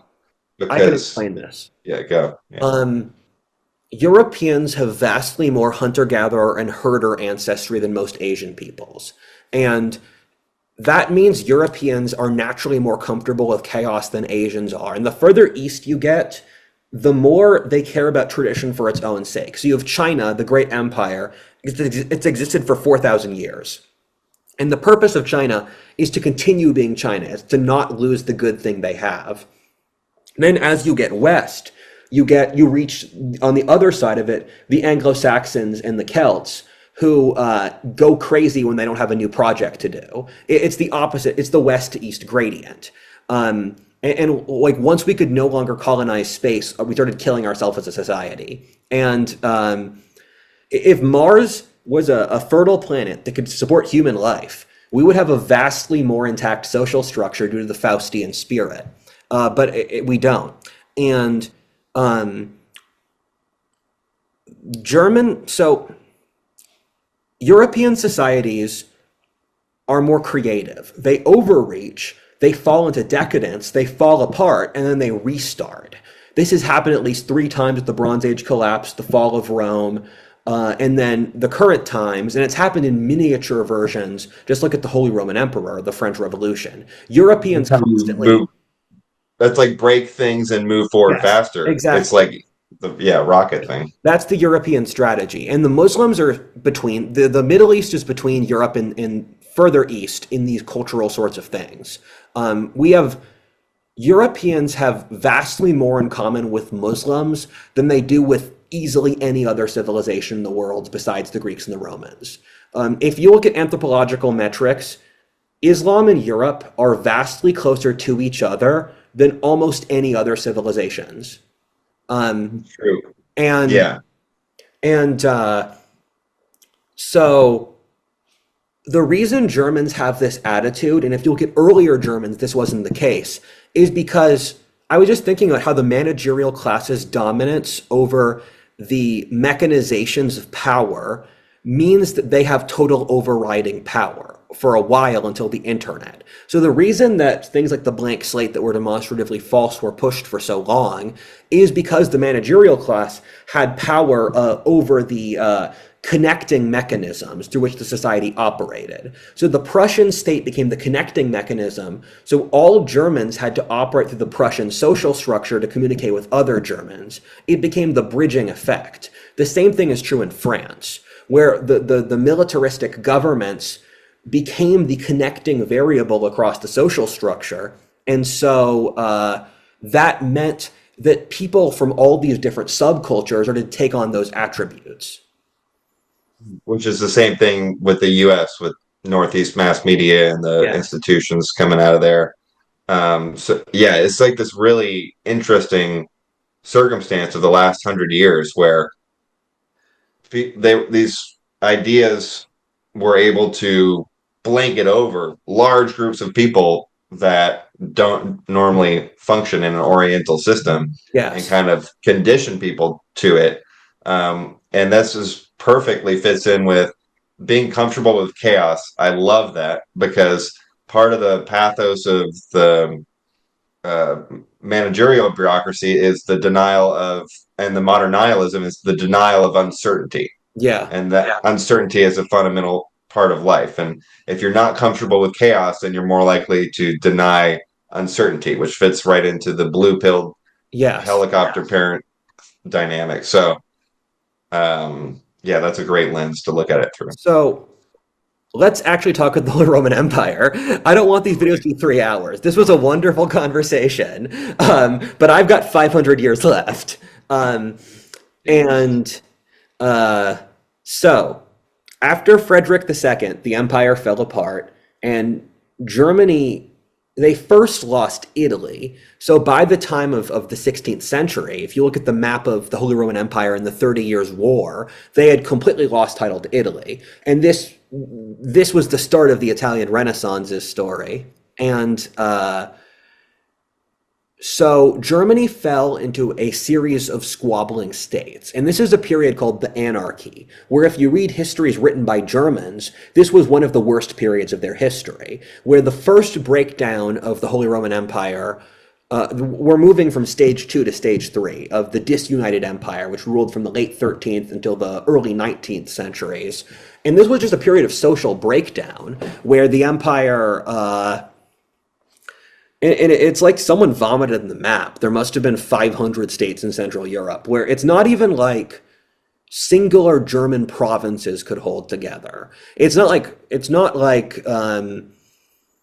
I don't know, the Rhineland was a unified duchy. The Rhineland was 100 different states and these little castles, and even on the regional level, things fall apart. So inside, let's say, the 100-mile radius of Frankfurt were probably 20 different independent countries.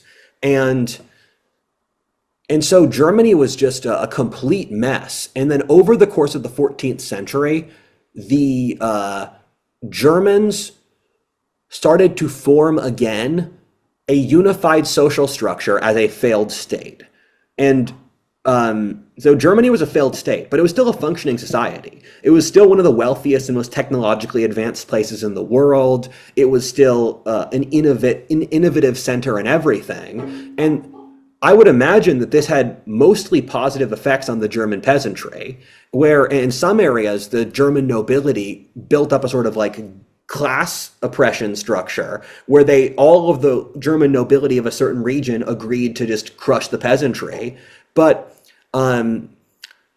as a rule, this sort of thing creates competition. And so Western Germany saw the end of serfdom in the same manner the rest of Europe did, while Eastern Germany saw the rise of serfdom in the way Eastern Europe did, where Eastern European serfdom is more equivalent to Black American slavery than it is to West European serfdom.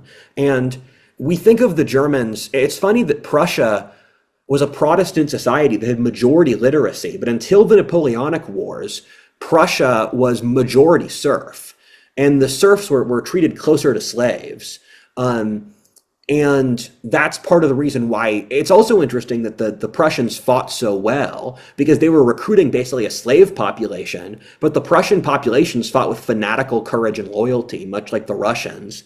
And so with Germany as a failed state, the German government, so the nobility who were going to elect the emperor, they chose the Habsburg monarchy.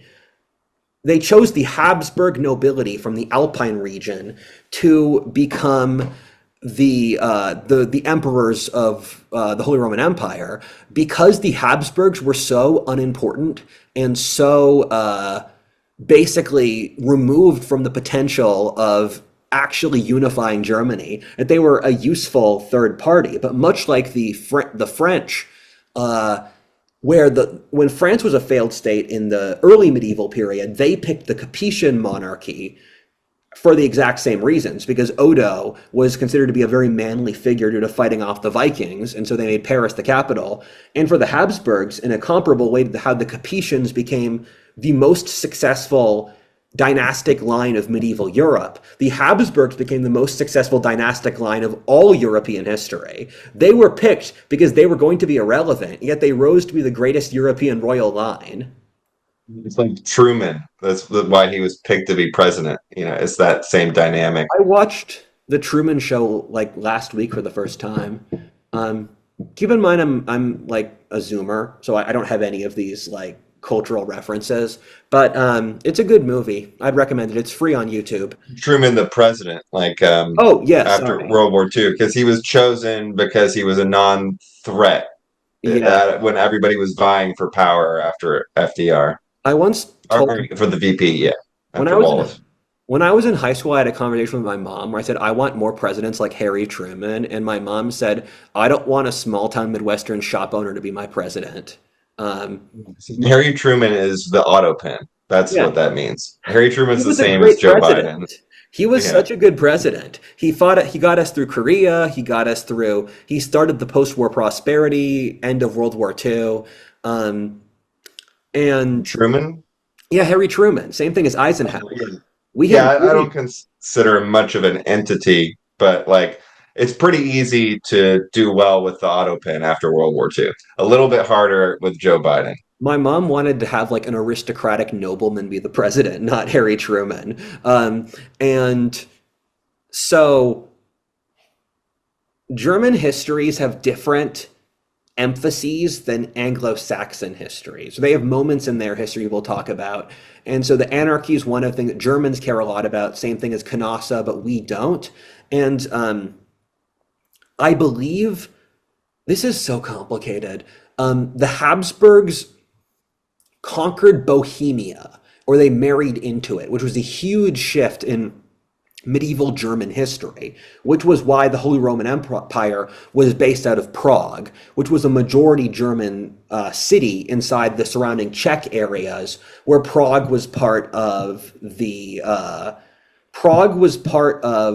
Bohemia, which was that's where King Wenceslas was from. Wenceslas, one of their last independent kings, where Bohemia was folded into the empire in the 11th century with an honorable status comparable to Scotland in the United Kingdom. And we forget this, but the Bohemians were often wealthier and more technologically advanced than the Germans. Bohemia was not a primitive place, and it was a center of culture where the Habsburgs held Bohemia for a while. Then, in the 15th century, as an example of three kinds of progress. You guys know I hate the word progress, but you also know what I'm saying. They were ahead of their time. The Bohemians launched a nationalistic revolt using Protestantism and gun warfare nearly a century before those were popularized in the rest of Europe. Where there's a great video game called Kingdom Come Deliverance about this, where under Jan Hus, who, and this is mid 15th century, 70 years before Martin Luther, he made this version of Protestantism called the Hussites. The Hussites became this focal point of Czech nationalism against the Germans. They fought for independence, made Bohemia independent, and it worked where the Catholic Church was forced to acknowledge that the Hussites were a valid sect of Christianity, even though they were Protestants. And they did it by having these wagon circles. They'd park their wagons in fortresses with guns. And so the Hussites were the first people to use musket warfare successfully in Europe, where they wiped out multiple Imperial German knight armies, vastly outnumbered. Habsburg's meeting with the Bohemians is such a funny historical event because there's so many things you can project onto the future from it, from the wagon circles Yeah. to the elite class that came out of the Habsburgs being kind of Bohemian, as the Yeah. stereotype. To Yeah, that might be more of a wordplay connection, but The Habsburgs realigned back to Austria, which was poorer and less developed than Bohemia, and they ultimately got revenge on the Bohemians 200 years later in the 30 Years' War when they conquered it forcibly under Wallenstein, and they forcibly converted Czechia to Catholicism, where Czechia is one of the most atheist countries in the world for that reason, because their dominant religion was forced upon them. And the Habsburgs also, we haven't gotten to Protestantism yet, but they forcibly converted most of Central Europe, where there was a point in the 16th century when Austria, Czechia, and Hungary were all plurality Protestant. And then the Austrian Habsburgs, who were the Holy Roman Emperors, they forcibly crushed Protestantism because their right to rule stemmed from the Pope. So if they turned away from Catholicism, they would lose their right to rule. And Germans tended to convert, actually, to screw it, we're going to Protestantism. Martin Luther was, he was a monk, and he was he was quite a character.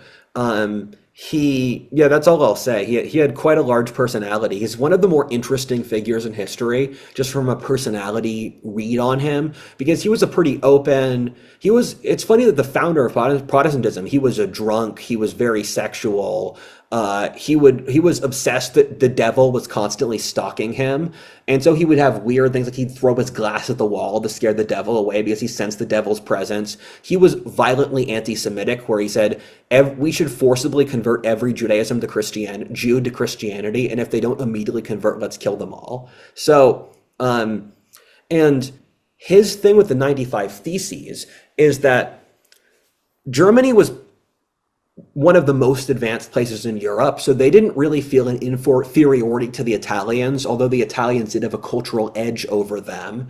And the papacy was also so morally degenerate due to the Renaissance and the Babylonian captivity, where the papacy was divided in the 14th century. So the Germans started thinking to themselves, why do we need the Pope? And Martin Luther nailed the 95 Theses to a cathedral at I always forget if it's Wittenberg or Württemberg. One of them's in the southwest of Germany, the other one's in Saxony. And this started this forest fire across Germany, where the Protestant Reformation spread to most of the Germanic peoples, whether the English, the Scandinavians, the Dutch, most of the Germans, with the Austrians being the exception, where the Austrians, who were ethnic Germans, stayed Catholic, and then the Rhineland, which was in France's influence, did as well. So Germany was heavily split between Catholic and Protestant areas, and this became this huge segment of discord on several different fronts, where the Austrians were constantly trying to stabilize Central Europe under Catholicism. And the Austrians had this sort of strange moment where they were the Holy Roman Emperors, but they did not actually own most of the Holy Roman Empire. Where, firstly, the Holy Roman Empire got into a joint monarchy with Spain. And in that time period, in the early 16th century under Charles V, Portugal and Spain, which had these huge colonies which spanned every continent on Earth, then Burgundy in eastern France, which also held the Netherlands, as well as they held almost all of Italy directly or indirectly. And then they had the title of the entire Holy Roman Empire, but they actually only held Austria, Slovenia, and Bohemia. And they didn't even hold Bohemia at this point. And so it's you have this weird deal where most of the Holy Roman Emperor's power is outside the Holy Roman Empire, and the place that is most difficult for the Holy Roman Emperor to actually conquer is his main title, which is most of Germany's functionally independent. And so you get into the clusterfuck that's the wars of religion. I haven't even talked the peasant revolts yet. It's just the Holy Roman Emperor was trying to use Catholicism to take out the Protestants, and that became the next 200 years of European history. I mean, maybe that video requires another deep dive. Speaking of the Protestants versus Catholics, you said that your family came from an area that was surrounded by Catholics. Yeah. My family came from in Germany, from Bavaria on my mom's side, and then Yeah. moved to Lancaster, PA. But they were Catholics. So we might have been following you a little bit later. So it's funny.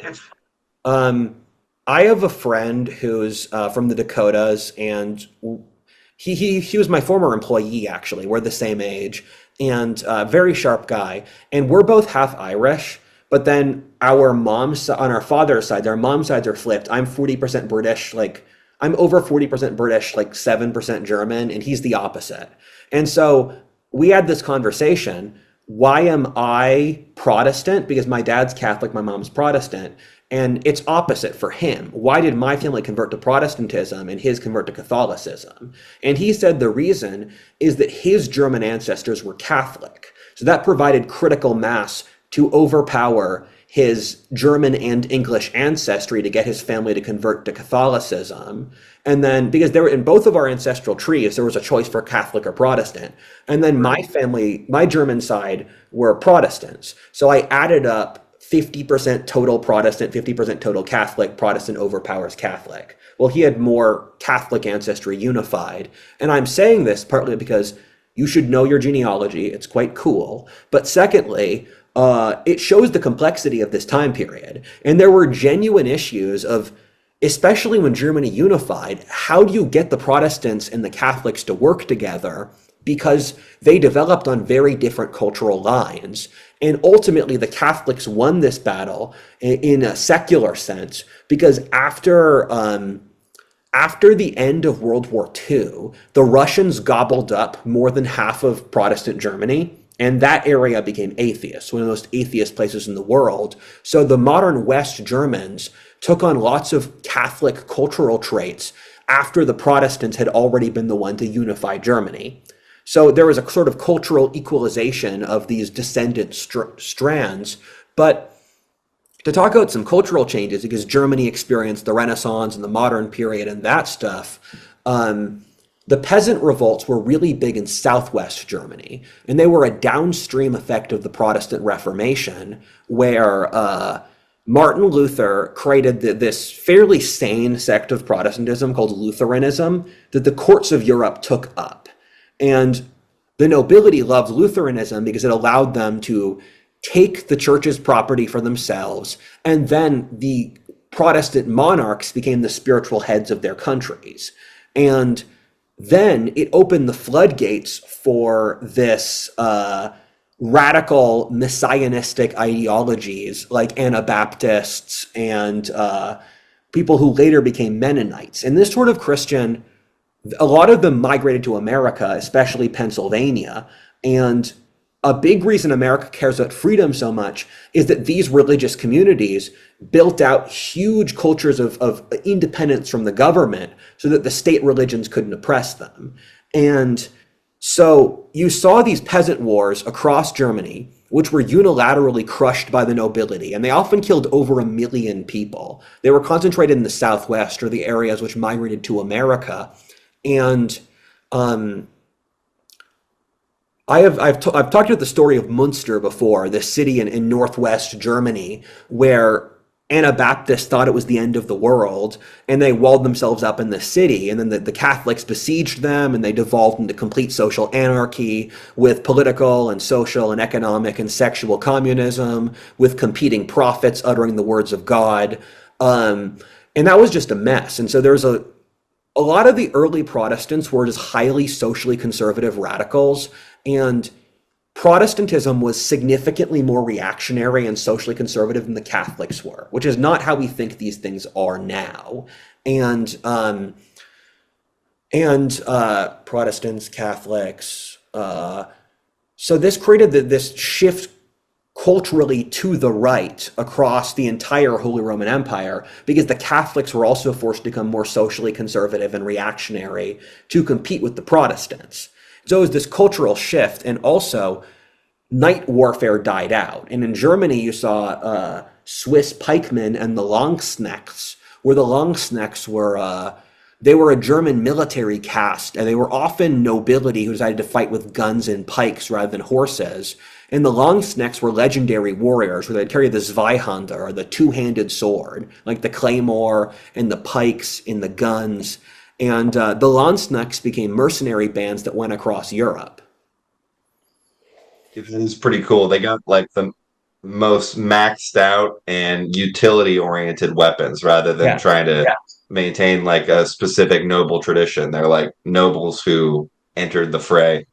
The European nobility did a really good job at integrating the modern warfare, which is something we forget. So when knights died out, the nobility learned how to fight with guns and spears. And so the military leadership cast of most European countries until World War One was the nobility. Um, the the other flashpoint that lost the Holy Roman Empire territory was that the Netherlands and Belgium had become the wealthiest place on earth, and they had these proto-industrial cities.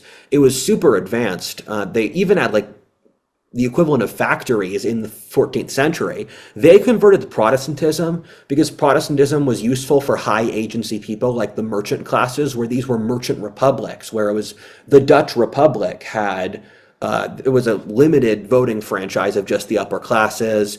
They had religious toleration. They had a free market where the Dutch took up Protestantism to fight against their Spanish overlords who were Catholic because the Spanish married into the Burgundian monarchy, Burgundian duchy, which ruled the Netherlands independently from the emperor. And this caused an 80-year war, which ultimately resulted in the Dutch getting independence and Belgium joining Spain because Belgium stayed Catholic or was forced to stay Catholic.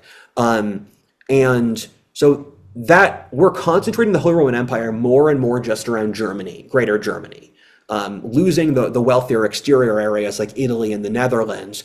And Germany was just awash in wars, because Protestants and Catholics, and then petty wars and that stuff. And I'm going to state this so I don't forget it, but German thinkers thought a lot about how the German nobility became fairly degenerate because they were ruling these tiny principalities. And so the German cultural identity was made predominantly by the middle classes, professors, merchants, those peoples, where they were seen as the builders of culture, while the nobility later on became completely dependent upon French culture. Interesting. And then they kind of got phased out in relevance, and that kind of follows really well Yeah. from the tension between the nobility and the merchants around the Renaissance and the few hundred years after that, which is like a deep insecurity around the nobility, which we've kind of covered in many cultural contexts. It's funny how the history of the Holy Roman Empire gets less interesting as the history of Europe gets more interesting. Because as we enter into the 17th and 18th centuries, you have so many cultural trends like the Enlightenment or science or the discovery of the New World. But then the Holy Roman Empire itself as an institution was decayed. Germans were doing this stuff. The Germans happened to be stuck in this fossilized corpse, where Voltaire once said, the Holy Roman Empire is neither holy nor Roman nor an empire. And that was a huge quip at the time because at the time of the Enlightenment, everyone was like, why is this thing still here? And the 30 Years' War deserves its own video. I ordered like three different. I don't want to read the 1,000-page book on the 30 Years' War. My business manager and my dad read it. They said it was excruciating, so I bought several shorter books. I have to read them, but the 30 Years' War was indicative of the incestuous nature of Holy Roman Empire politics, where what happened is that Bohemia was plurality Protestant, and they got a new dynasty who were Protestants. If Bohemia became Protestant, it would flip the electors of the empire to being majority Protestant. So they would pick the king of Bohemia, who was married to the Queen of England, to become the emperor. This would unseat the Habsburgs, who had had that position for 300 years. The Habsburgs then invaded Bohemia, conquered it, and keep in mind, the Habsburgs were part of a transcontinental empire, with this just being one manifestation, where this was often done mostly by Spanish arms. And sorry, just thinking of the long snakes fighting as the Tercios. That was pretty cool. But So they beat the Bohemians at the Battle of White Mountain, secured that so the Habsburgs would keep the title of Holy Roman Emperor. Then the Danes stepped in on the side of the Bohemians. The Habsburg army attacked across North Germany, wiped out the Danes, parked themselves next to Copenhagen, being unable to take the island. France then paid Sweden to invade Germany, which they attacked in Pomerania. Sweden's leader was a military genius who had reformulated their military structure to be more fluid and cavalry oriented and gun oriented over spear oriented. They wiped out the Austrians in several major battles, like Lutzen and Breitenfeld. The Swedes nearly won, making themselves Holy Roman Emperor, but their king died halfway through Germany. Then they parked their military in Austria. Then the war bogged down into decades of infighting, and this, I'm not even covering half of it. There was also fighting in the Netherlands, a bunch of other stuff going on. I'm making this too easy. I'm throwing a lot of facts at you already, but I want you to know I'm simplifying already. And France got involved in the war when the Habsburgs could have won.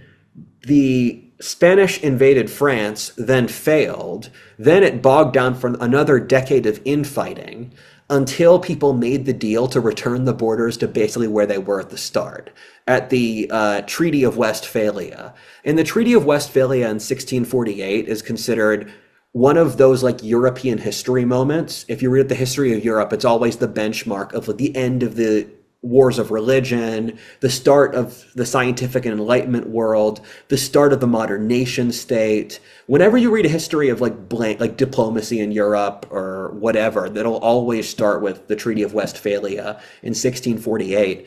And in the process, Germany had lost a third of its population because the 30 Years' War was such a brutal war. And the Germans had this horrifying collective trauma from it, where even subregions like Brandenburg, which became the Prussian state, or Swabia, they lost 3/4 of their population. And so you can view the German desire towards dominance and unity and all those things as a sort of trauma reaction from the 30 Years' War and just the centuries of other European powers treating them as a chessboard.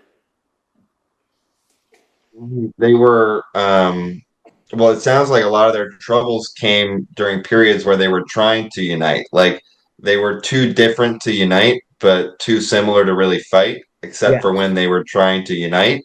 And so maybe that's why it didn't work. And every time they tried, it created trauma, and it didn't work until they Yes. had a real external threat in Napoleon that maybe didn't exist relative to German culture before Rome.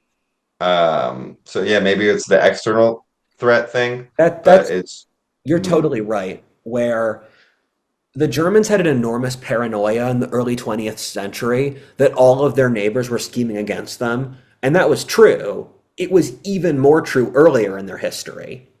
If any enterprising German nobleman tried to unify the country, he'd find the French and the Spanish and Russians, every neighboring country, to say, no, you can't unify Germany. So Germany was artificially held back by unification because it was inside the self-interest of the neighboring countries. And out of this time period, you saw the rise of two genuinely great German states, which were mostly built off conquering non-Germans, that being Prussia and Austria, where Austria, which was ruled by its German German Bohemian group, which built up its social cohesion against the Hungarian frontier.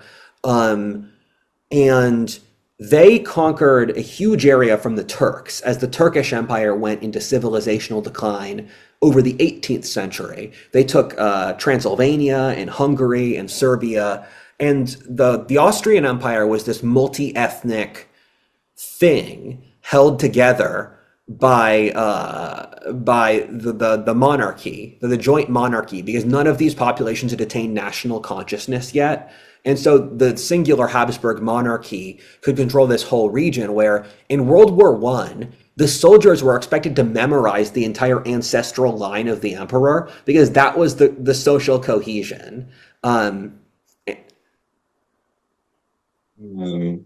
No, no, no. Yeah, I was just agreeing with that part. And it's just interesting to think if this is where Germany really changes, because this whole Germany we're picturing is incredibly decentralized yes. for such a long time. And you have these ideas of these little German towns with their slight differences and the merchant towns, and you you kind of lose that connection in modern Germany, which is why I really want to someday visit Liechtenstein because it has about 40,000 people. It's the only German province that didn't federalize with Otto von Bismarck that didn't join, and it's just like a ridiculous little manufacturing town, city, happy town with absurd statistics, and it went through no civilizational collapse in the last 200 years, um, or 300 years.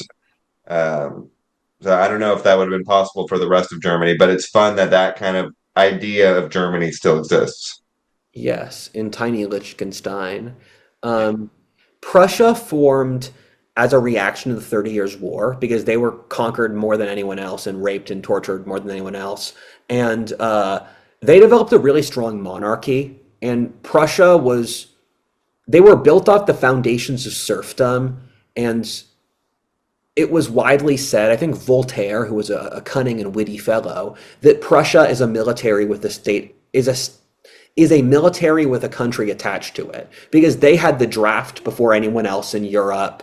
The state had near total power, and the Prussians used the edge they got from being on the frontier to basically will their population. Where you look at Nietzsche's philosophy, it's the attempt to take this militaristic serf society and reconcile it with Christian values by saying, psych, no, we don't believe in Christian values. Where one of the biggest proponents of atheism were Prussian or German philosophers who were studying Greco-Roman civilization as a way to say why the Prussian state was actually not highly immoral. And so it's also why German philosophy took such huge influences from India as well as Greece, because they were looking to Oriental traditions, where Germany was the center of scholarship in the entire world in the 19th century. And Prussia, they got big from dividing Poland. And there was a period in the start of the Napoleonic Wars when the vast majority of people in the Prussian state were Poles. And if you look at a map of Prussia, mostly not in modern Germany, and they survived due to incredible leadership by Frederick the Great and his father, where Frederick the Great took Silesia from Austria, which is a German-speaking area in modern Poland. And Frederick the Great was able to fight a three-front war against Austria, France, and Russia, countries with vastly more people. And he was able to win, which is really a remarkable cultural moment. And with Frederick the Great, you start to see the Holy Roman Empire will be dead within a generation, where Prussia could hold off the rest of Germany and most of Europe combined, which meant that Prussia was really a great force. And they could aspire to unify Germany, where most of Germany was still principalities and small territories. And the final thing that killed the Holy Roman Empire was Napoleon, where Napoleon steamrolled across Germany, and the main locus of warfare in the Napoleonic Wars was actually around Saxony and Czechia. So Germany got more destroyed by the Napoleonic Wars as out of anywhere, and Napoleon got rid of the legal status of the Holy Roman Empire, saying that it was unnecessary in the current world with the French Revolutionary logic. And so he made all of these sub-states, like the Confederation of the Rhine, or he gave a lot of Germany to France directly. And Napoleon was the best thing that ever happened to Prussia. Partly that the Napoleonic Wars gave Prussia a lot of West Germany as a way to simplify the map, because Napoleon didn't like the 500 states. And also because Napoleon beat the Prussian military at the Battle of Jena, that forced the Prussians really did a good thing by fixing themselves, where they got rid of serfdom, they made a modern military, And so that meant that when the Prussians fought the French again, they won. And also, the French implanted modern nationalism into Germany, where the Germans had had a national consciousness since the medieval period, but it hadn't manifested in this concept of a centralized government, where the French recruited hundreds of thousands of young German men because the German men, there was an entire generation of young German men who worked with the French because the French were an avenue outside of the traditional feudal institutions like the nobility or the guilds. And so this was a huge pivotal moment in German thought, which you can see with Hegel or Goethe or those thinkers. And so even after Napoleon lost, and there was the German Union, which was the kind of crappy new version of the German Empire, that it was a matter of time. I want to give Bismarck more credit for that. Prussia had lots of very good leaders, so I don't want to consider their ultimate victory being preordained. But you saw the trajectory with the Napoleonic Wars and the final destruction of the Holy Roman Empire, in which Germany would ultimately be unified by the Prussian state in 1871. When you said Prussia was an army with a nation rather than vice versa, which makes a lot of sense considering Yeah, they started out with the Teutonic Knights on the frontier. So well it's put. literally started as an army and then became a nation. And then the Prussians latching on to the cultural capital of Germany by filling the role that Germany required at the time, slash just overcoming them, was like the Mongols using the Chinese capital to launch their conquest of the entire world. Like Yes. you combine the frontier warrior with the capital of the civilization, and it's I'm not sure how many other examples you have of that combination. It's happened before in history, and that was actually something people said at the time because they were more historically literate. They said that the Prussians combined the warrior barbarian spirit with the industry and capital of West Germany, which was concentrated in the Rhineland. And Germany was a highly caste-oriented society where a nobleman would never be seen in social company with a wealthy merchant. And highly big regional differences. The top ranks of the military were recruited from the Junkers or descendants of the Teutonic Knights. So that they thought about all this stuff. And the Germans were hyper intelligent. They were the most educated nation in the world. So if you think of an idea, a German at the time would have thought of it. And so it was that merchant noble tension kind of Yes. really one dimensional in each society. Yes. So that's the Holy Roman Empire. I think this is if any topic warrants an over 2 hour video, it's this one. Because this could have been, I am simplifying so much for this video. There's so much that we've left out. It's just European history is pretty remarkable. I think of like when you drive from Austin to Dallas, you see an area of wealthy countryside, and then you imagine driving 400 miles in Europe. How much more history have you passed in the same area? It's too much to keep track of, like you said, if you talk about every single back and forth and exchange of territory. Yeah. So it's been fun to try and capture a general essence of it. But yeah, we could have like an hour long discussion just on the common law part. Yeah. I one of the trippy moments of my life is I grew up when I was in high school. I would walk past the Delaware River nearly every day, and it's trippy to go to these European countries that are vastly more historic, where you see the Thames or the Tiber or the Loire, and you're like, wait, this is half the size of the Delaware. And so that always tripped me out, just the difference in scale, where I'd see this insane historic river that European authors like, this is so mighty. And it makes you realize how much the Europeans did with such a small scale, where Britain is the size of Alabama or Michigan, and Britain totally changed the world. So what that means is that singular states in America could change the course of history in the way European countries have if we set up our social structure right. Barely anything has happened yet. The future is ready to be unveiled. That is mega facts, and I will catch you next week for the Volkerwanderung. That's the Perfect. migrations of peoples in the Dark Ages. I was going to ask you. Okay, bye All bye. right.